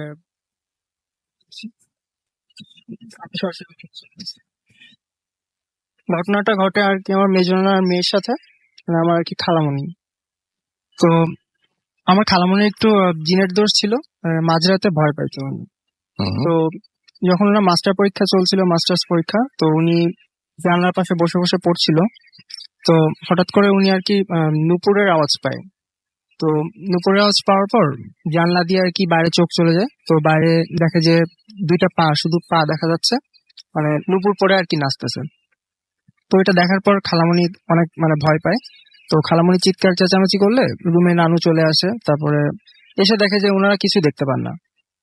তো এরপরে কিছুদিন যায়, তো খালামণির বিয়ে হয়ে গেছে 5 বছরের মতো হবে। তো বিয়ের পরে খালামণির সাথে একটা মানে ভয়ানক ঘটনা ঘটে এবং ওটা আর কি কন্টিনিউ চলতে থাকে। তো আসলে একদিনের ঘটনা, আমার খালামণি আর কি অসুস্থ ছিল খুবই। তো খাটে শুয়েছিল। তো নানি আর কি বাইরে গেছিল কিছু ফলমূল কিনে আনার জন্য। তো দরজাটা খোলা রেখে গেছিল, নানি দরজাটা আটকাতে বলছিল। তো খালামণি আর কি দরজাটা আটকায় নেয় আর কি, মানে কষ্ট হচ্ছিল যেন খাটে শুয়েছিল। তো ঠিক সেই সময় খালামণি আর কি ওই নুপুরের আওয়াজটা পায়। তো বাসায় কেউ ছিল না, জানলা লাগানো ছিল। তো দেখে যে দরজা দিয়ে আর কি আওয়াজটা আসতেছে। তো খালামণি দরজার দিকে তাকায়, তখন দেখে যে একটা মেয়ে, ঘোমটা দেওয়া, বিয়ের শাড়ি পরা একটা বউ রুমে ঢুকে, মানে মুখ দেখা যাচ্ছিল না, ঘোমটা দেওয়া ছিল। তো কিছু ফলমূল থাকে ওই মেয়েটার হাতে, বউটার হাতে। আরেক হাতে ছিল একটা দা। এটা খুব আশ্চর্যজনক একটা বিষয়, আরেক হাতে ছিল একটা দা। তো খালামণি পাশে এসে বসে, মেয়েটা কিছুক্ষণ বসে, কিছুক্ষণ থাকার পর মানে সে চলে যায় আর কি। তো খালামণি আর কি খুব ভয় পায় ওই সময়টায়। আর অসুস্থ থাকার কারণে ওরকম চিৎকার চেঁচামেচি করার শক্তিও ছিল না খালামণির। তো পরে আর কি যখন নানু বাসা আসে, সবাইকে খালামণি ঘটনাটা খুলে বলে। তো খালামণিকে একটা হুজুরের কাছে নিয়ে যাওয়া হয়। তো হুজুর বলেছে যে একটু খালামণির পেছনে একটা মানে জিন আছে, ভালো জিন, সে কোনো ক্ষতি করবে না খালামণির, কিন্তু যদি আর কি মানে তাড়ানোর চেষ্টা করা হয় তাহলে আর কি মানে প্রবলেম হবে। তো এরপরে থেকে খালামণির মাঝরাতে ঘুম ভেঙে যাইতো যখন নুপুরের আওয়াজ পাইতো, এবং জানলা যদি খোলা থাকতো তাহলে দেখতো যে জানলা দিয়ে আর কি ওই ঘুমটা দেওয়া বউটা খালামণিকে দেখতেছে, আর এক হাত দিয়ে দাটা উঁচু করে দেখাইতো। আর যখন জানলা লাগানো থাকতো, তো দরজায় ওই বউটা নক করতো এসে, যদি খালামণি দরজা খুলতো তাহলে বউটাকে দেখতে পাইতো। ঘুমটা দেওয়া থাকতো, মুখটা দেখা যাইতো না। আর যদি অন্য কেউ দরজা খুলতো তাহলে মানে কিছুই দেখতে পাইতো না। তো এইভাবে মাসখানেক যাওয়ার পর খালামণি আর কি মানসিক মানে একটা সমস্যায় পড়ে। মানে এটা বারবার কন্টিনিউ চলার কারণে খালামণি একটা ভয়, মানে অন্যরকম একটা মানে মনের ভিতরে একটা ভয় থেকে যায় তার, একটা মানে সমস্যার মধ্যে পড়ে, প্রায় পাগল হয়ে যাওয়ার মতো অবস্থা হয়। তো প্রায় মাসখানেক পরে ওই জিনরূপী বউটা আর কি আসা বন্ধ করে দেয় এক সময়। তো ওর পর থেকে আর কি আসে না, তো সমস্যা হয় না। এই ছিল আর কি মানে আপনার ঘটনা। Thank you very much. আপনার ঘটনার জন্য আপনাকে অনেক অনেক অনেক অনেক ধন্যবাদ। আমরা আবারও মানে আরো নতুন অতিথির আরো একজন অতিথি অবশ্য আমাদের সাথে এই মুহূর্তে আছেন, আমরা তার কাছ থেকে একটা ঘটনা শুনবো। তার আগে বলি, আমাদের যদি SMS করতে চান তাহলে SMS করুন, মোবাইলের মেসেজ অপশনে গিয়ে টাইপ করুন ফুর্তি, FORTI ফুর্তি, স্পেস দিয়ে লিখুন আপনার নাম, স্পেস দিয়ে আপনার মেসেজ পাঠিয়ে দিন 9840 নাম্বারে। আমাদের যদি ইমেল করতে চান, আমাদের ইমেল অ্যাড্রেস হচ্ছে bhutfm@radio40.fm, which is BHWTFM@radioforti.fm। এবং আমাদের যে ফেসবুকে যে পেজ দুটো, সেই পেজ দুটোর কথা বলি। সেটা হচ্ছে একটা হচ্ছে www.facebook.com/bhutfm.russell এবং www.facebook.com/radio.furti। এবং এছাড়াও আপনারা সরাসরি আমাদেরকে যারা দেশের বাইরে রয়েছেন অডিও ক্লিপ পাঠিয়ে দিতে পারেন। আমরা চলে যাচ্ছি আমাদের পরবর্তী অতিথির কাছে এবং তার কাছে আমরা আরো ঘটনায় যাব। আমরা আপনাদের কাছে আমরা দুইটা ঘটনা শোনাচ্ছিলাম, সেকেন্ড ঘটনা দিয়ে আমরা শুরু করি।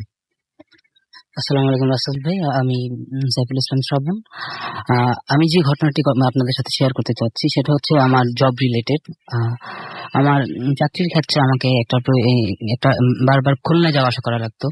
সেখানে আমি গিয়ে একটা হোটেলে থাকতাম সব সময়। কিন্তু যার কাছে আমার যাওয়া লাগতো সেখানে, উনি একদিন আমাকে বললো যে ভাইয়া আপনি হোটেলে থাকবেন কেন, চলেন আমার সাথে আমার বাসায় চলেন। ঠিক যে কথা সে কাজ, আমি ওনার সাথে ওনার বাসায় চলে গেলাম। বাসায় যাওয়ার পরে উনি ওনার সাথে কোনো একটা টপিকস নিয়ে কথা বলতে বলতে একটা সময় কোমায় যাওয়ার একটা কথা আসে। দেন উনি আমাকে বললো যে ওনার একজন কাজিন, খুব কাছের একজন কাজিন, উনি দীর্ঘ অনেক বছর কোমায় ছিলেন। তা আমি ওনার কাছে একটু কিউরিওসিটি নিয়ে বললাম, ভাইয়া কি হয়েছিল, কেন উনি কোমায় গিয়েছিলেন? আমি অনেকবার বললাম, উনি খুব বলতে চাচ্ছিলেন ঘটনাটা। আমার খুব রিকোয়েস্ট করার কারণে উনি ঘটনাটা আমার কাছে বলার জন্য এগ্রি হয়। দেন একটা সময় উনি বলে ওনার ওই কাজিন যে বাসায় ঘুমাতেন রাতে, ওনারা 3 ভাই একসাথে ঘুমাতেন। ওনারা উনি আর ওনার মেজো ভাই খাটে ঘুমাতেন, আর ফ্লোরিং করে ওনার ছোট ভাই ঘুমাতেন। দেন একদিন উনি রাতে হঠাৎ করে ঘুম ভেঙে যায়। ঘুম ভেঙে উনি যেটা দেখতে পান সেটা উনি কখনই কল্পনা করেননি। যেটা হচ্ছে উনি দেখতে পান ওনার মেজো ভাই ঠিক সেম ভাবে ওনার ছোট ভাইয়ের পাশে শুয়ে আছেন। কিন্তু আমরা স্বাভাবিক মানুষের কালারটা যেরকম হয়, ওনার ভাইয়ের কালারটা ঠিক সেরকম ছিল না। যেটা হচ্ছে পানিতে পড়ে মানুষ মারা গেলে যে কালারটা হয়, একটু উজ্জ্বল কালার হয়ে যায় মানুষের কালারের মধ্যে, ঠিক ওই কালারটা। উনি এটা দেখে আশ্চর্য হয়ে যান। উনি চিৎকার করে সবাইকে ডাক দেন। লোকজন সবাই আসে, এসে দেখে কেউ নেই। সবাই ওনাকে সান্ত্বনা দিয়ে ঘুমিয়ে দেয়। উনি ঠিকঠাক পরদিন ওনার ঠিকঠাক যাচ্ছে। পরদিন ঠিক একই সময় ওনার সেম ভাবে ওনার ঘুম ভেঙে যায়। ঘুম ভাঙার পর উনি যেটা দেখেন সেটা হয়তো দেখার জন্য কোনোদিন ছিল না। উনি দেখে যে ওনার সেই ছোট ভাইয়ের পাশে শুয়ে আছেন ওনারই একজন কপি, একদম উনি শুয়েছেন লাশ হয়ে, ঠিক সেম ভাবে পানিতে পড়ে মারা যাওয়ার মতো সাদা বর্ণের একটা লাশ, ওনারই লাশ উনি নিজেই দেখতে পান। এটা দেখে উনি আবারও চিৎকার করে ওঠেন। চিৎকার করে সবাই আসলে ঠিক ওই দিনের মতোই ওনাকে সবাই সান্ত্বনা দিয়ে ঘুম পাড়ানোর চেষ্টা করেন। কিন্তু আজকের ব্যাপারটা ওনার একটু ভিন্ন ছিল। যেটা হচ্ছে ওনার সাথে সাথে জ্বর উঠে যায়। অনেক ট্রিটমেন্ট করার চেষ্টা করা হয় জ্বর কমানোর জন্য, ওনার জ্বর উঠেছিল। সেই জ্বরে থাকা অবস্থায় সেই লোকটির কোমায় চলে যান একটা সময়। রাসেল ভাই, এই ছিল আমার এই ঘটনা। অনেক ধন্যবাদ আপনাকে আপনার ঘটনার জন্য। এবং আমি দেখতে পাচ্ছি যে আমাদের এখানে আরো অনেকেই ঘটনা পাঠিয়েছেন এবং যারা উপস্থিত হতে পারেননি, এবং আমি সেই রকম কিছু ঘটনা পড়ে শোনাবো। তার আগে আমরা ছোট বিরতি যাই এবং নতুন অতিথিদের নিয়ে আসি। সেই পর্যন্ত আমাদের সঙ্গেই থাকবেন। Stay tuned to Radio Furti and don't stop the Furti. And the night comes alive.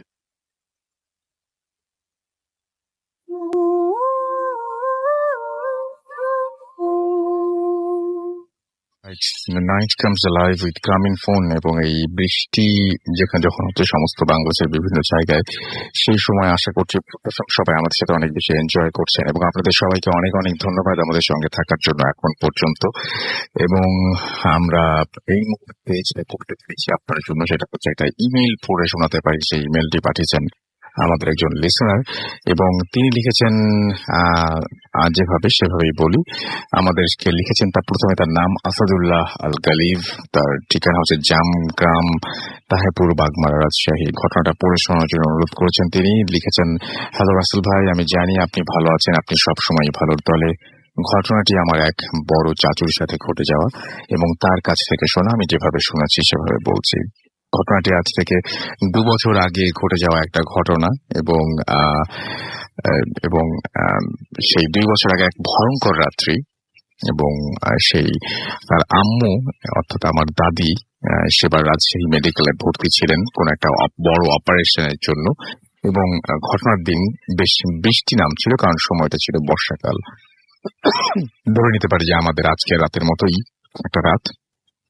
এবং দুপুরবেলা আমার চাচা বাসা থেকে মেডিকেলে এসে তার মার সাথে দেখা করে ডাক্তার কিছু মেডিসিন নিয়ে আসার জন্য বললেন, যে আবার রাত্রে অপারেশন, আজকে বললেন যে রাত্রে অপারেশন করবেন।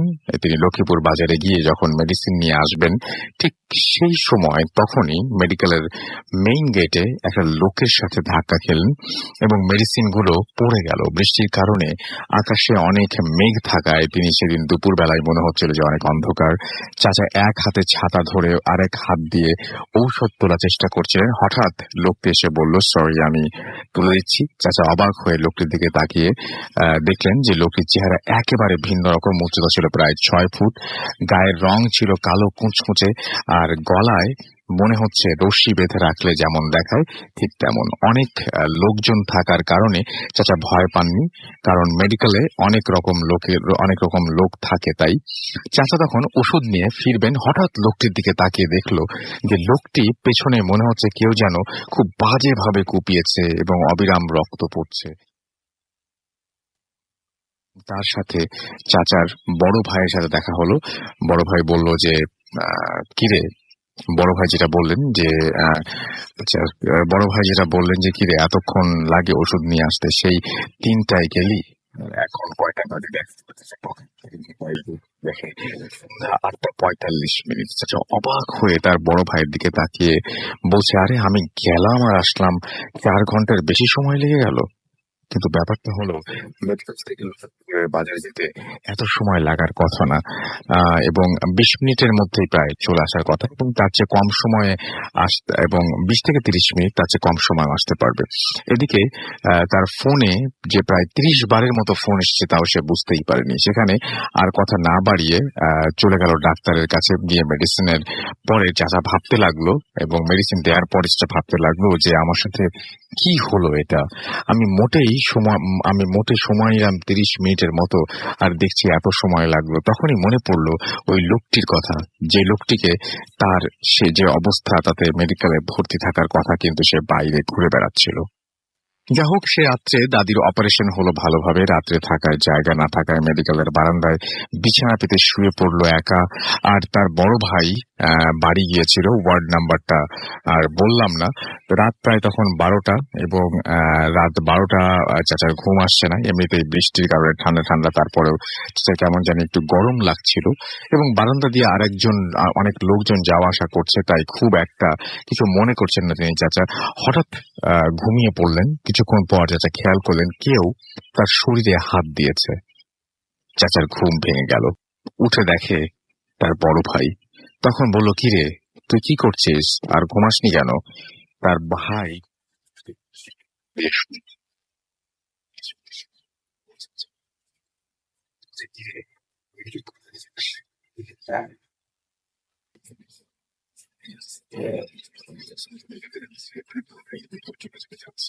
এমন করতে করতে একেবারে যেখানে গিয়ে থামলো সেটা হলো মেডিকেলের মর্গ। হঠাৎ চাচা খেয়াল করলো তার ভাই মর্গের সামনে গিয়ে তার দিকে তাকালো। চাচা দেখলো যে সেই লোক যাকে সে দুপুর বেলায় মেডিকেলের গেটে দেখেছিল, কিন্তু তার মুখ দিয়ে কান দিয়ে রক্ত বের হচ্ছিল, তার হাত দিয়ে নিজের বুক চিরে সে জাস্ট কলিজা বা কিছু একটা বের করছে, এরকম একটা দৃশ্য সে দেখলো, এবং তার পুরো শরীর তখন অবশ হয়ে যাচ্ছিল। সে জোরে চিৎকার দিল, আর তখনই আশেপাশে থাকা লোকজন কাছে এসে বললো, এই যে ভাই কি হয়েছে, চিৎকার দিচ্ছেন কেন? চাচা আর অবাক হয়ে দেখলেন যে তখন সকাল হয়ে গেছে। যা ভয়ে কাঁপছিলেন, আর কোনো কথা বলতে পারছিলেন না। একটু পরে তার ভাই বাড়ি থেকে আসার পরে বলল, কি হয়েছে তোর? সে পুরো রাতের ঘটনা বলল, কিন্তু সে যেখানে ঘুমিয়েছিল সকালেও সেখানেই ছিল। তাহলে কি স্বপ্ন দেখেছিল? সেটা সত্যি যদি সেটা স্বপ্ন হয়, তাহলে ভাই যে সেখানে ছিল এবং তাই চাচার মনে আজও এই প্রশ্নের কোনো উত্তর মেলেনি। এবং সেই দিন বাড়ি আসার পরে তার বড় ভাইয়ের থেকে যায়, এবং 5 দিন থাকার পর তার মাকে বাড়িতে নিয়ে আসা হয়। এবং তারপর চাচা তো নিশ্চয়ই যেটা বোঝা গেল যে হসপিটালে আর যাননি। এবং এই ব্যাপারটা হচ্ছে পুরো জিনিসটা তিনি স্বপ্নের মধ্যেই। হ্যাঁ, অনেকেই ভাবতে পারেন যে এটা কিভাবে সম্ভব। একটা লোককে দেখলেন যে কাটা ছেঁড়া অবস্থায় একটা লোক ঘুরে বেড়াচ্ছে, সেই লোকটাকে আবার আরেকজন লোক ডেকে নিয়ে তাকে মর্গে নিয়ে গেলেন, এবং সেখানে দেখালেন সেই লোকটাকে। এটা কেমন ভাবে সম্ভব? ট্রু। এবং সেই জন্যই এই ঘটনাটার মেইন ব্যাপারটা হচ্ছে যে যিনি এই ঘটনাটা এক্সপেরিয়েন্স করেছেন, যার এক্সপেরিয়েন্স হয়েছে, তিনিও কনফিউজড যে তিনি কি পুরো জিনিসটা স্বপ্ন দেখেছেন নাকি ব্যাপারটা আসলে সত্যি ঘটেছে। উনিও কিন্তু শিওর না, এবং এই প্রশ্নের উত্তর উনিও খুঁজছেন। যদি ব্যাপারটা স্বপ্নের মধ্যে ঘটে থাকে তাহলে এরকম স্বপ্ন দেখতেই পারেন। হয়তো একবারের জায়গায় 2বার দেখেছেন। প্রথম অংশ দেখেছেন, তারপরে দ্বিতীয় অংশ দেখেছেন। বাট যদি সত্যি সত্যি স্কুল থেকে।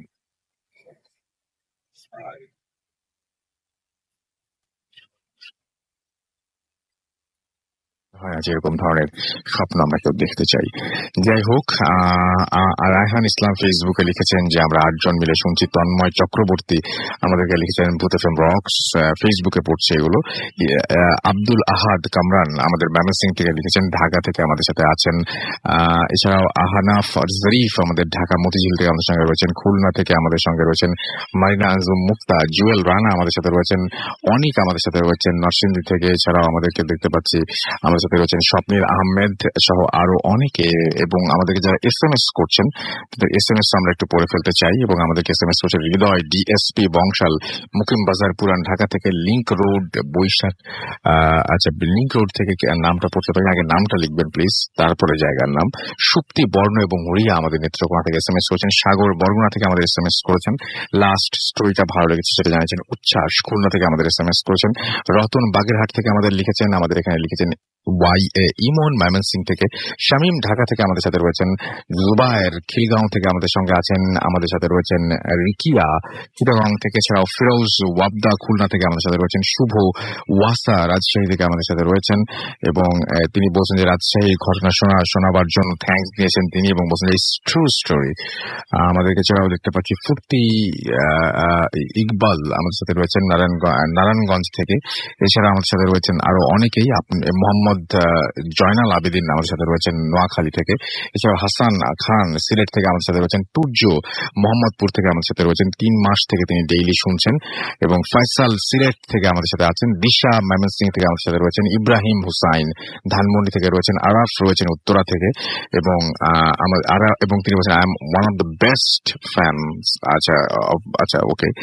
তো আমার যেটা মনে হয় যারা ফ্যান রয়েছেন, যারা বুথ ফ্যান পছন্দ করেন, তাদের সবচেয়ে বড় যে ব্যাপারটা অনুরোধ করবো সেটা হচ্ছে আগামী সপ্তাহে আমরা নতুন এবং পুরনো সবাইকে মিলিয়ে আমরা একটা এপিসোড করতে চাই। সুতরাং সেইখানে আপনার ঘটনা পাঠিয়ে দিন। এবং স্টুডিওতে যারা আসতে চান তারা প্লিজ প্লিজ প্লিজ আগামী রবিবারের মধ্যে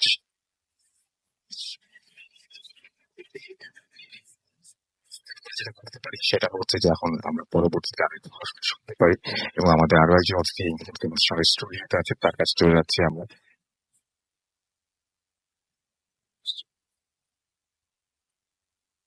আসসালামাইকুম, আমি শুভ্রা। আমি এসেছি আজিমপুর থেকে, আজিমপুর কলোনি থেকে।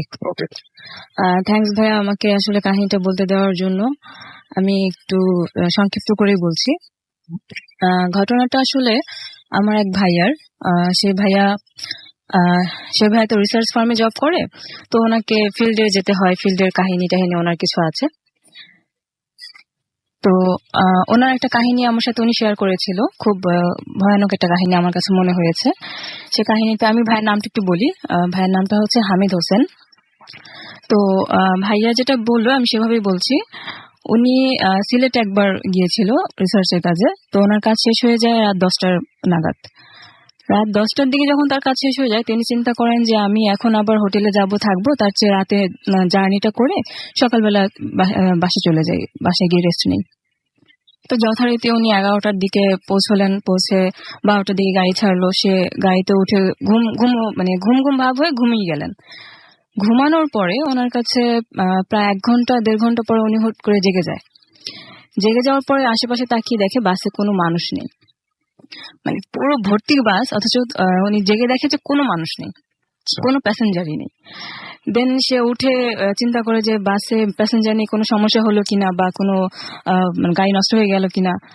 তো ঘুম থেকে জেগে সে যখন এটা দেখে, সামনে যায়, সামনে গিয়ে দেখে যে কোনো হেল্পারও নেই, ড্রাইভারও নেই, অথচ গাড়ি কিন্তু চলছে, গাড়ি রানিং চলছে। এমন সময় সে এটা যখন নোটিস করে তখন খুব ভয় পেয়ে যায় যে এটা কিভাবে সম্ভব, তাহলে কি গাড়ি ব্রেক ফেল করলো। সে অনেক সাহসী, তো সে এটা চিন্তাই করতে পারছে না যে আসলে প্যারানর্মাল কিছু হচ্ছে তার সাথে। তো সে কি করলো, তখন ওই মুহূর্তে যখন দেখছে যে না গাড়ি ঠিকভাবেই চলছে, গাড়ি কোনো ব্রেক ফেলও করছে না বা গাড়ি হর্ন দিচ্ছে, আবার সামনে দিয়ে কোনো গাড়ি আসলে সেটা সাইড দিচ্ছে, ঠিকভাবে চলছে গাড়ি। তো সে ওটা সামনে গিয়ে দেখে আবার পিছনে চলে আসে, ওনার সিটে চলে আসে। সিটে এসে বসতে দেখে যে ওনার পাশে যে লোকটা ছিল সেই লোকটা ঠিকই আছে। আচ্ছা। সেই লোকটা বসার পরে উনি আর কি চিন্তা করে যে এত মানুষ, প্যাসেঞ্জার আর কেউ নেই, উনি একা। তো উনি ওনার দিকে তাকালো, তাকানোর পরে ওই লোকটা এমন ভাবে ওনার দিকে অ্যাটিটিউড করলো বা এমন ভাবে তাকালো, এমন ভাবে হাসলো, মনে হয় এটা সবসময় হয়, মানে এটা একটা খুব নর্মাল একটা বিষয় এরকম মনে হচ্ছিল। দেন সে কিছু বলার আগে ওই লোকটা জিজ্ঞেস করে, বলতেছে যে ভাই কি ভয় পাইছেন? তখন উনি চিন্তা করে যে কি বলবো এখন, এটা আমার কি বলার আছে, আমি কি বলবো। উনি তারপর সাহস করে জিজ্ঞেস করে যে আচ্ছা ভাইয়া প্যাসেঞ্জার আর সব প্যাসেঞ্জার কোথায়, আর মানুষগুলো কোথায়? পরে বলে এখান থেকে জাস্ট 5 মাইল যাওয়ার পরে সব বুঝতে পারবেন। তো উনি ওই একটা এক্সাইটমেন্ট কাজ করে ওনার, যে 5 মাইল পরে গিয়ে জানতে পারবো আমি, মানে ওনার ঘুম ঘুম ভাব ধরেও না, প্লাস উনি জেগে থাকে যে দেখতে পারবো যখন, তখন একটু ওয়েট করি। জিনিসটা এখনো তার কাছে ক্লিয়ার হচ্ছে না, যেহেতু এখনো ড্রাইভার নেই, কোনো হেল্পার নেই, তারপর গাড়ি চলছে। দেন 5 মাইল যাওয়ার পরে সে দেখে যে ওটা তো চারপাশে পাহাড়, গাছপালা ছিল, অন্ধকারও ছিল মোটামুটি। তো চারপাশে তাকিয়ে দেখে যে গাছগুলো ছিল, সে গাছগুলোর মধ্যে ওই প্যাসেঞ্জার গুলো সব ঝুলছে, অনেকটা ফাঁস দেওয়ার মতো। মানুষ মানে ফাঁসি দিলে যেরকম অবস্থা থাকে সেরকম ভাবে সারা শরীর এরকম সাদা হয়ে আছে, চোখ বড় বড় হয়ে আছে, জিভ বের করে আছে। এই চারপাশ দিয়ে মানে দুপাশ দিয়েই যে গাছগুলো আছে সেই গাছগুলোতে মানুষ ঝুলছে এবং রশিতেই ঝুলছে প্যাসেঞ্জার গুলো। তখন সে ওটা দেখে মানে চিন্তা করে যে আমি এটা কি দেখছি। আর এসব জিনিস কিন্তু মানুষ নোটিস করে নর্মালি কয়েক সেকেন্ড, কিন্তু উনি যেটা আমাকে বললো যে শুভ্রা আমি প্রায় 1 থেকে 1.5 মিনিট এটা জিনিসটা আমি দেখছি, গাড়ি চলছে আর আমি পাশ থেকে দেখছি। আমি তখন যে কি বলবো বা কি করবো, আমার পাশের লোকটাকে আমি কি বলবো আমি সেটাও বুঝতে পারছি না। আমি দেখলাম, দেখার পর দেখতে দেখতে আমি এই যে চোখ বন্ধ করলাম, চোখ বন্ধ করে আমার সারা জীবন আমি যত সূরা জানি সব সূরা পড়া শুরু করলাম, সূরা পড়লাম, আল্লাহর নাম নিলাম, চোখ বন্ধ করতে করতে। এখন মাঝখানে একবার আমি তাকাবো যে সেই সাহসটা আমি পাচ্ছিলাম না। তারপরে যাই হোক সাহস করে তাকালাম, তাকানোর পর আমি বুঝতে পারছি না যে আমি তাকিয়ে আছি না চোখ বন্ধ করে আছি। তার কারণ হচ্ছে আমি যখন তাকালাম আমি বুঝতে পারছি যে গাড়ি চলতেছে, আমি গাড়ির ভিতরে বসে আছি, কিন্তু আমি তাকানোর পরে কোনো আলো দেখলাম না। গাড়ির ভিতরে কোনো আলো নেই, গাড়ির বাইরে যে সামনে লাইট থাকে, পেছনে লাইট থাকে, তার সেখানেও কোনো আলো নেই। একদম খুব দূর দূরান্ত থেকে একদম সোডিয়াম লাইট গুলো 2-1টা দেখা যাচ্ছে, আর কিছুই বোঝা যাচ্ছে না। আচ্ছা। দেন আমি আবারও মানে চোখ বন্ধ করে আবারও সূরা পড়তে শুরু করলাম, দেখি যে আস্তে আস্তে মানুষের কথাটা শোনা যাচ্ছে, মানুষের কথাটা আস্তে আস্তে মানে 2-1টা কথা শোনাচ্ছে। হুট করে একটা মানে হোটেল, আমি হোটেলের নামও বলছি না, গাড়ির নামও আমি বললাম না, তো হোটেলের সামনে নামানোর পরে আজান দিল ফজরের। দেন সবাই মিলে নামলো, নেমে কয়েকজন নামাজ পড়লো, সেও নামাজ পড়লো। এখন নামাজ পড়ার পরে তার কাছে জিনিসটা মনে হচ্ছে যে আমি আসলে এতক্ষণ যাদেরকে দেখলাম তারা তো আমার সাথেই আছে, আবার তারা কয়েকজন আমার সাথে নামাজও পড়ছে, তাহলে আমি কি দেখলাম, এটা কি স্বপ্ন নাকি বাস্তব? তারপর সে বাসে উঠে 2-1জনের সাথে কথা বলে যে ভাই গাড়ি কি কোথাও থামছিল, আপনার কোথাও নামছিলেন? বলে না, গাড়ি তো এখানে থামলো। তো তখন সে যাই হোক ওখান থেকে নামাজ পড়ে আবার রওনা দেয়, 6টার দিকে সে পৌঁছায় ঢাকায়। ঢাকায় এসে পরে সবাই নামে নর্মালি। ওনার সাথে যে লোকটা ছিল সেই লোকটা শুধু একটা কথাই বলে যে আজকে সাথে ছিলাম বলে রক্ষা পেয়েছেন। তো এই কথাটা যখন বলে তখন সে আবার চিন্তা করে কি ব্যাপার, এই লোকটা এই কথা কেন বললো। এই কথাটা বলে লোকটা যে শুরু করে হাঁটা, উনিও জাস্ট ওনার পিছন পিছনে হাঁটা শুরু করে, কিন্তু অলিতে গলিতে যাই হোক হয়তো আর খুঁজে পায় না। ভাইয়া এখনো পর্যন্ত ট্রাভেল করে এবং যদি সিলেটের কোনো ট্রাভেল পায় সে কখনোই সেটা মিস করে না, এবং ওই বাসে ট্রাভেল করে এবং চেষ্টা করে রাতের বেলায় জার্নিটা করতে, কারণ সে এখনো পর্যন্ত কাহিনীটা জানতে চায়, কারণটা জানতে চায় যে আমার সাথে কি হলো এটা, এবং এটা কি আসলেও হয়েছে আদৌ। তো এই হচ্ছে ব্যাপার। আর উনি এখনো পর্যন্ত বিয়ে করেনি, আনম্যারিড, তো যার কারণে হয় কি উনি ওনার বাসায়ও কিছু জিনিস নোটিস করে, যেমন উনি তো একা থাকে একটা ফ্ল্যাটে, দেখা যায় যে হয়তো বা শুয়ে আছে, মনে হচ্ছে এটা অবশ্য ভূতের ফিল্মের আগেও হয়তো অনেকে বলেছে, বাট উনি ওই জিনিসটা মানে নোটিস করে যে শুয়ে আছে, তার পাশে হয়তো কাউকে মনে হচ্ছে যে সাদা কাপড় পরে শুয়ে আছে, এবং সে হাত দিলে ধরতেও পারে সেটা। মজার বিষয় হচ্ছে ওর মানে যখন ফার্স্ট টাইম উনি এটা নোটিস করেছে, ওনার সাথে একটা বালিশ ছিল, সে বালিশও সে ইউজ করে না, কোনো কোল বালিশও ইউজ করে না, তারপরে উনি এটা পায়। আবার পায় যে হয়তো চেয়ারটা নেড়ে ওনার পাশে বসে আছে, উনাকে দেখছে। উনি যখনই হয়তো তাকালো বা ভালোভাবে দেখছে, দেখা যাচ্ছে যে ওই একটা ছেলে মানুষের মতো টাইপের কেউ একজন বসে আছে ওনার পাশে, উনি কথা বলার মতো সাহস পায় না। তো এটা ব্যাপারটা অনেক সময় হয় কি বোবায় ধরার মতো একটা ব্যাপার অনেকে মনে করে, কিন্তু উনি বললো যে আমি দেখতে পাচ্ছি, আমি স্বপ্নে বা চোখ বন্ধ করে দেখছি এমন না, আমি দেখতে পাচ্ছি যে সে আমার সামনে চেয়ারে বসে আমার দিকে তাকিয়ে আছে। আমি কিছু বলারও আমার সাহস নেই, আমি কিছু বলতেও পারি না, আবার অনেক কিছু ধরতে পারি না। ওকে তো এই ছিল ওনার কাহিনী। নর্মালি উনি সবকিছু এখনো নোটিস করে মাঝে মধ্যে।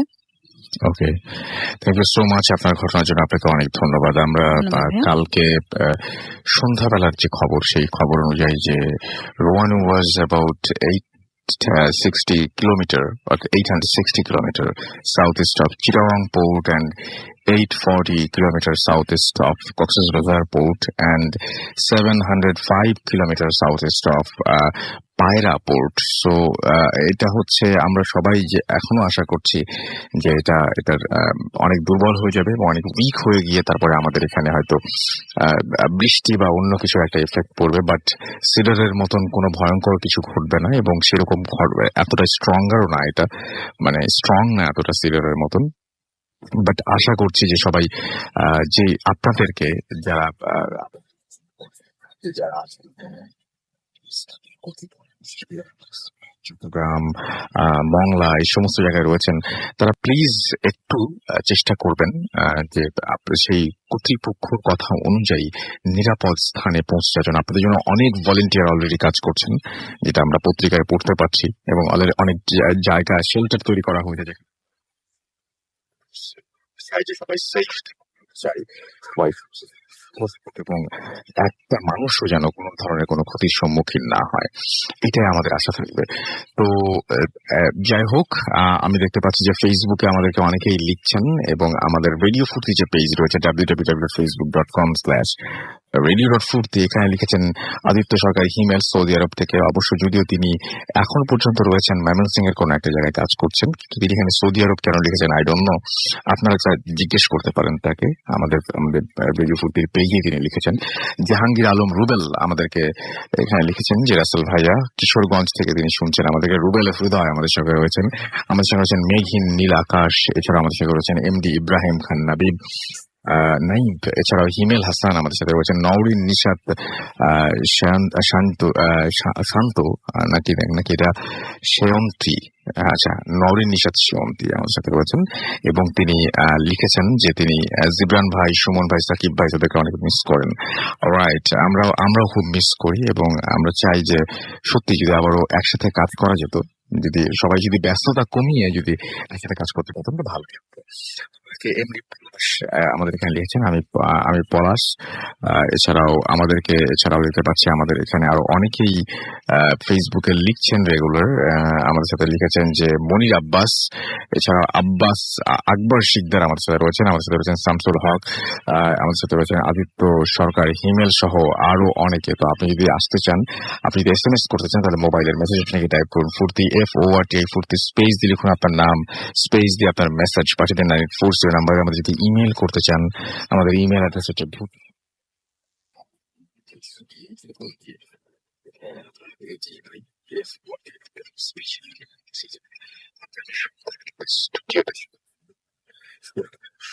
অবশ্যই আপনারা নতুন হন বা পুরনো হন, আপনাদের নাম, ঠিকানা এবং ফোন নাম্বার, যে ফোন নাম্বারটাতে ফোন করলে আপনাকে পাওয়া যাবে এবং সেই ফোন নাম্বারটিতে আপনারা মানে বায়োমেট্রিক রেজিস্ট্রেশন করা হয়েছে এরকম ফোন নাম্বার অবশ্যই দেখবেন, মানে অফ হয়ে গেছে বা অফ অনেকদিন বহুত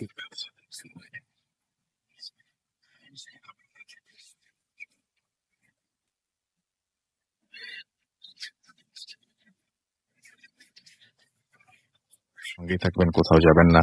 Stay tuned to Radio Furti and don't stop the Furti.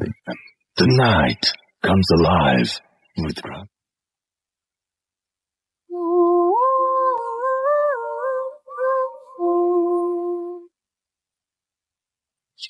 Night comes alive with গ্রামীণ ফোন শুনছেন সবসময় রেডিও ফুর্তি 3.0 FM। আমি রাস্তার আছি, সাথে আমার সাথে রয়েছে মাসুম এবং আজকের অতিথিরা, এবং আপনাদের সবাইকে আরো একবার স্বাগত জানাচ্ছি ভূত FM-এ। আমরা চলে যাবো আমাদের পরবর্তী অতিথির কাছে। আপনার নামটা একটু প্লিজ বলবেন, তারপর আপনার। হ্যালো, আসসালামু আলাইকুম। আমি আসমা বলছি, আমি আজিমপুর থেকে এসেছি। তো আমি আমার গ্রামের একটা ঘটনা বলছি, আমার কাজিনের সাথে ঘটা। তো ওরা রাত্রে বাড়িতে ফিরছিল রাত 12:30 নাগাদ বাজার থেকে খেলা দেখে। তো হঠাৎ করে মানে একজন বাড়িতে উঠে যায়, আরেকজন পুকুর পাড় ধরে হাঁটতেছে, হঠাৎ করে একটা ধাক্কা লেগে পড়ে যায়। তখন সে আর কি যখন ধাক্কা খেলো তখন আসলে বুঝতে পারিনি যে কিসের সাথে ধাক্কা খেলো, কিন্তু তার মনে হচ্ছিল যে একটা বাতাস তাকে ধাক্কা মারলো। তখন সে পড়ে গিয়ে পড়ার পরেই তাকে চুবানো শুরু করেছে। তো খুব ঝাপটাঝাপটি করার পরে একসময় ওনাকে বাড়ি থেকে শব্দ পেয়ে উঠায় নিয়ে গেল বাড়িতে। তো সবাই ভাবছে যে আমার যে কাজিনটা ওর সাথে ছিল সে হয়তো এরকম কিছু একটা করেছে, কিন্তু সে সারা রাত কোনো কথা বলতে পারেনি। পরদিন সকালবেলা সবাই যখন জিজ্ঞেস করলো, সবাই দেখতে আসলো, জিজ্ঞেস করলো যে তোমার কি হয়েছিল, তখন সে বলতেছে যে আসলে আমি নিজেই বুঝিনি, যে প্রথম বুঝতে পারিনি যে কি হলো, আমি পুকুরে পড়ে গেলাম কেন, হঠাৎ করে একটা ধাক্কা লাগলো, বাতাসের মতো পড়ে গেলাম। তো আমার ঘাড়ের উপরে এত ভারী একটা হাত আর এরকম করে আমাকে চুবাচ্ছে, এত বড় একটা মানুষ। তো এটা দেখার পরে সে আসলে অনেক মানে ভয় পেয়েছিল। তো অনেক দিন তার জ্বর ছিল। তো এই হচ্ছে আমার ঘটনা। কিন্তু আসলে এটা যদি উনি না বলতে পারতো বা মারা যেত, তাহলে এটা নিয়ে কিন্তু বিরাট একটা সমস্যা হতো, যে সবাই ভাবতো যে ওর সাথে গেল, ওর সাথে খেলা দেখে ফিরছে, কি এরকম হলো যে ও এভাবে ওকে মেরে ফেললো। এই হচ্ছে আমার ঘটনা। থ্যাংক ইউ সো মাচ আপনার ঘটনার জন্য, আপনাকে অনেক ধন্যবাদ। আমি দেখতে পাচ্ছি যে আমাদের এখানে আরো অনেকেই SMS করছেন, এখনো পর্যন্ত জেগে আছেন যারা, এবং জাহিদ হাসান আমাদের সাথে রয়েছেন দেখতে পাচ্ছি রাব্বি শনির আখড়া থেকে, এছাড়াও